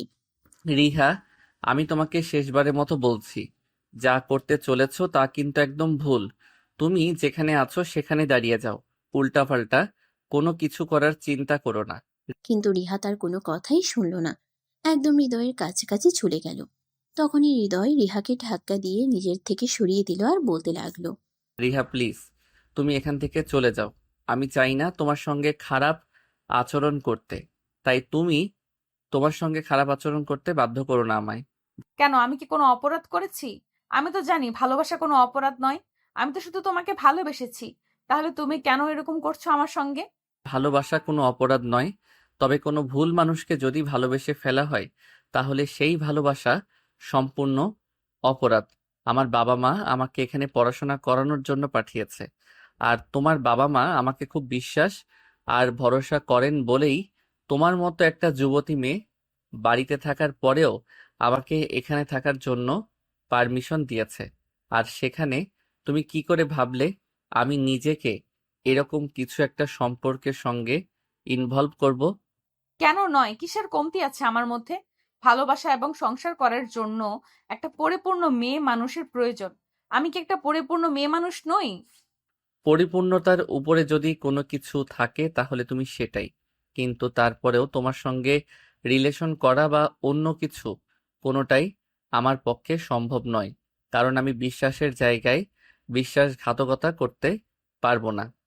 এরপর রিহাকে আর কোনো কথা বলার সুযোগ না দিয়ে হৃদয় রুম থেকে বের হয়ে চলে যায় ছাদে। এদিকে রিহাও তার পিছন পিছন বাড়ির ছাদে চলে আসলো। তখনই সে হৃদয়কে পিছন থেকে জড়িয়ে ধরে আর বলতে থাকে। ভালোবাসি তোমায় খুব বেশি। তোমাকে ছাড়া আমি বেঁচে থাকতে পারবো না। প্লিজ তুমি আমার সঙ্গে এরকম করো না। আমার ভালোবাসা গ্রহণ করো এবং আমাকে গ্রহণ করো। হৃদয় এই কথাগুলো আর নিতে পারছে না।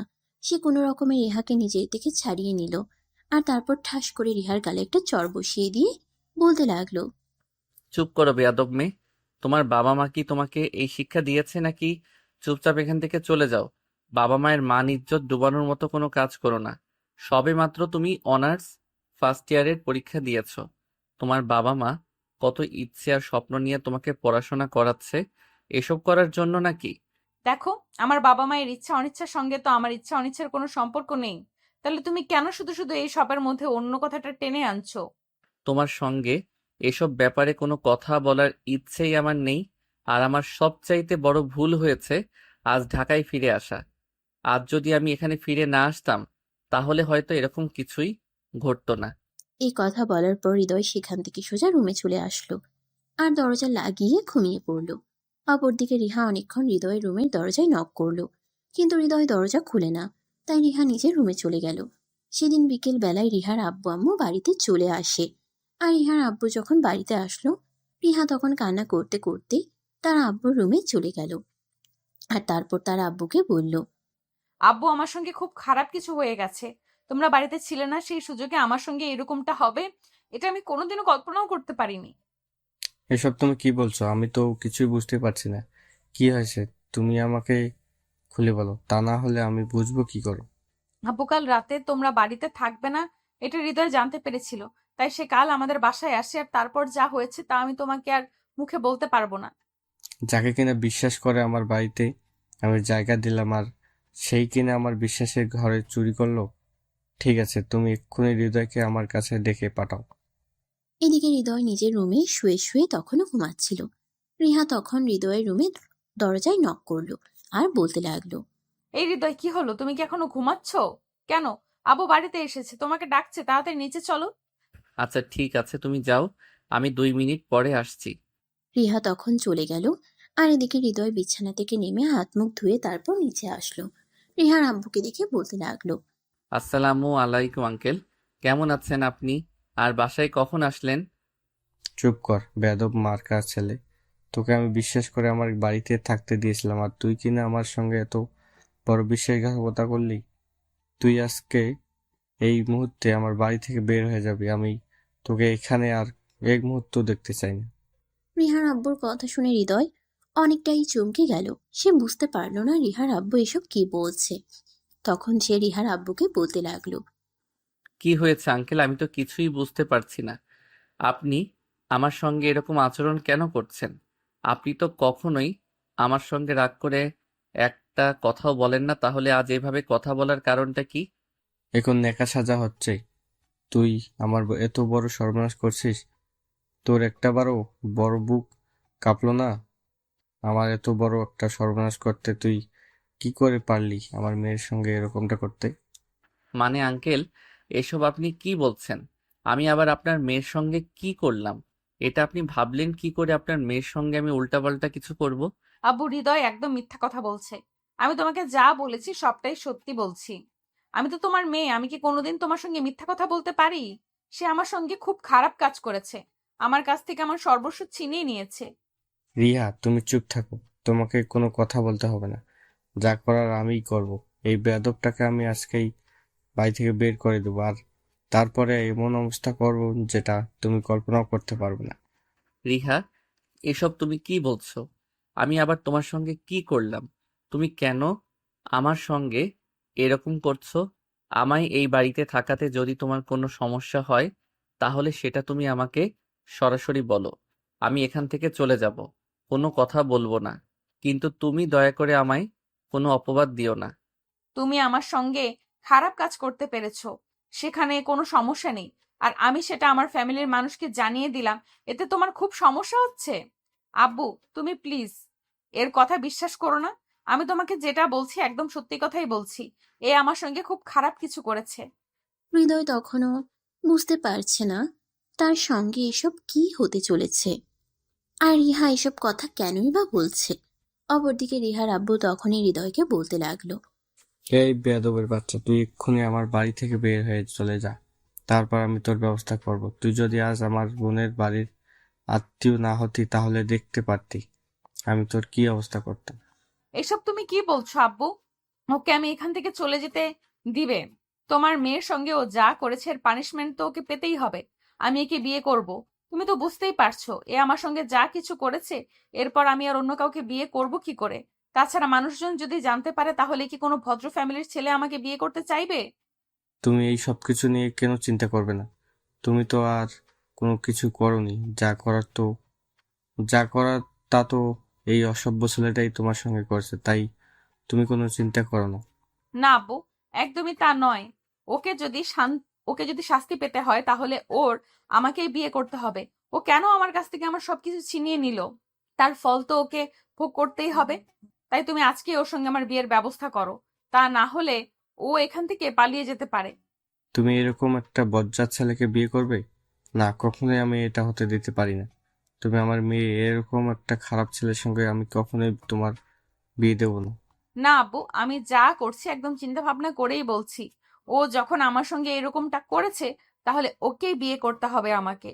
এরপর আমি ওকে হাড়ে হাড়ে বোঝাবো আমার সঙ্গে এরকমটা করার ফল কি। রিহা, তুমি আমার নামে কেন মিথ্যা অপবাদ দিচ্ছ? কেন সত্যটা সবার সামনে বলছো না? এরপর হৃদয় কিছু একটা বলতে চাইছিল, কিন্তু রিহার আব্বু তাকে ধমক দিয়ে থামিয়ে দিল আর বলতে লাগলো, চুপ কর, বেয়াদব মার্কা ছেলে। আর একটাও কথা বলবে না। আমার মেয়ে একদম ঠিক কথাই বলেছে। তোকে বিয়ে করতে হবে আমার মেয়েকে, এবং আজকেই বিয়ে করতে হবে। এই বলে তখনই রিহার আব্বু হৃদয়ের বাড়িতে এবং কাজে অফিসে ফোন করলো। হৃদয়ের বাড়ি থেকে সবাই কিছুক্ষণের মধ্যে সেখানে চলে আসে। তারা কেউ এটাই ভাবতে পারছে না যে হৃদয় এরকমটা করতে পারে। সবাই হৃদয়ের উপর প্রচন্ড অভিমান নিয়ে আছে, কিন্তু হৃদয় কাউকে কিছু বলতেও পারছে না, কারণ সে যদি এখন কাউকে কিছু বলতে চায় তাহলে হিতে আরো বিপরীত হতে পারে।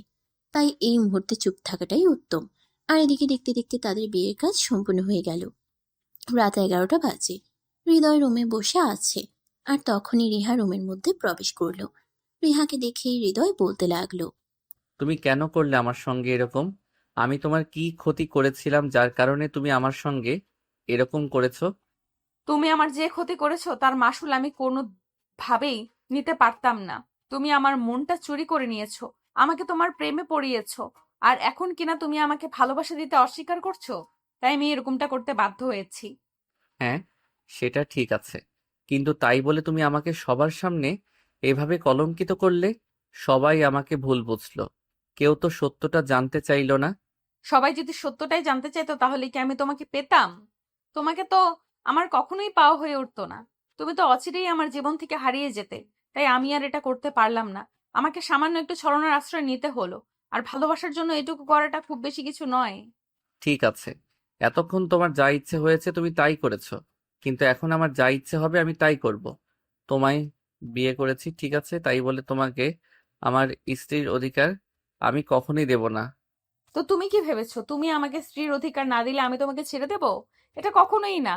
তোমাকে যখন আমি আমার করে নিয়েছি তখন বাকিটাও আমি আমার মতো করে আদায় করে নিতে পারবো। এসব ব্যাপারে তোমাকে কোনো চিন্তা করতে হবে না মিস্টার হৃদয়। রিহা যখন কোনো কাজ করে তখন তার ভবিষ্যতে কি হবে সেটা সে চিন্তা করেই বুঝতে পেরেছেন মিস্টার হৃদয়। মানে তুমি কি বলতে চাইছো আমি কিছুই বুঝতে পারছি না। আপনাকে সব বুঝতে হবে না, আমি আপনাকে বুঝিয়ে দেব। চলুন তো এবার। এই বলে রিহা তখনই হৃদয়কে ধাক্কা দিয়ে বিছানার উপরে ফেলে দিল, আর সে হৃদয়ের বুকের উপরে উঠে বসলো। এটা দেখে হৃদয় বলতে লাগলো, আরে, এসব তুমি কি করছো? তুমি আমার বুকের উপর উঠে বসেছো কেন? আমার তো নিঃশ্বাস নিতে কষ্ট হচ্ছে। প্লিজ তুমি আমার বুকের উপর থেকে নামো। না মিস্টার হৃদয়, এটা আর কখনো হবে না। আপনি তো বলেছেন আপনি আমাকে অধিকার দেবেন না, তাই আমার অধিকার আমি নিজেই আদায় করে নেব। এরপর রিহা হৃদয়কে আর কোনো কথা বলার সুযোগ না দিয়েই তার ঠোঁট দুটো নিজের দখলে নিয়ে নিল, আর ইচ্ছে মতো কিস করতে লাগলো। এভাবেই শুরু হলো তাদের দুষ্টু মিষ্টি একটা প্রেমের গল্প। আমাদের আজকের গল্পটা এই পর্যন্তই ছিল। আমাদের এই গল্পটা আপনাদের কাছে কেমন লেগেছে তা সবাই কমেন্ট করে জানাবেন কিন্তু। সবাই ভালো থাকবেন, সুস্থ থাকবেন। আবার দেখা হবে নতুন কোনো একটা প্রেমের গল্পে। সে পর্যন্ত সবাই অপেক্ষায় থাকুন। আল্লাহ হাফেজ।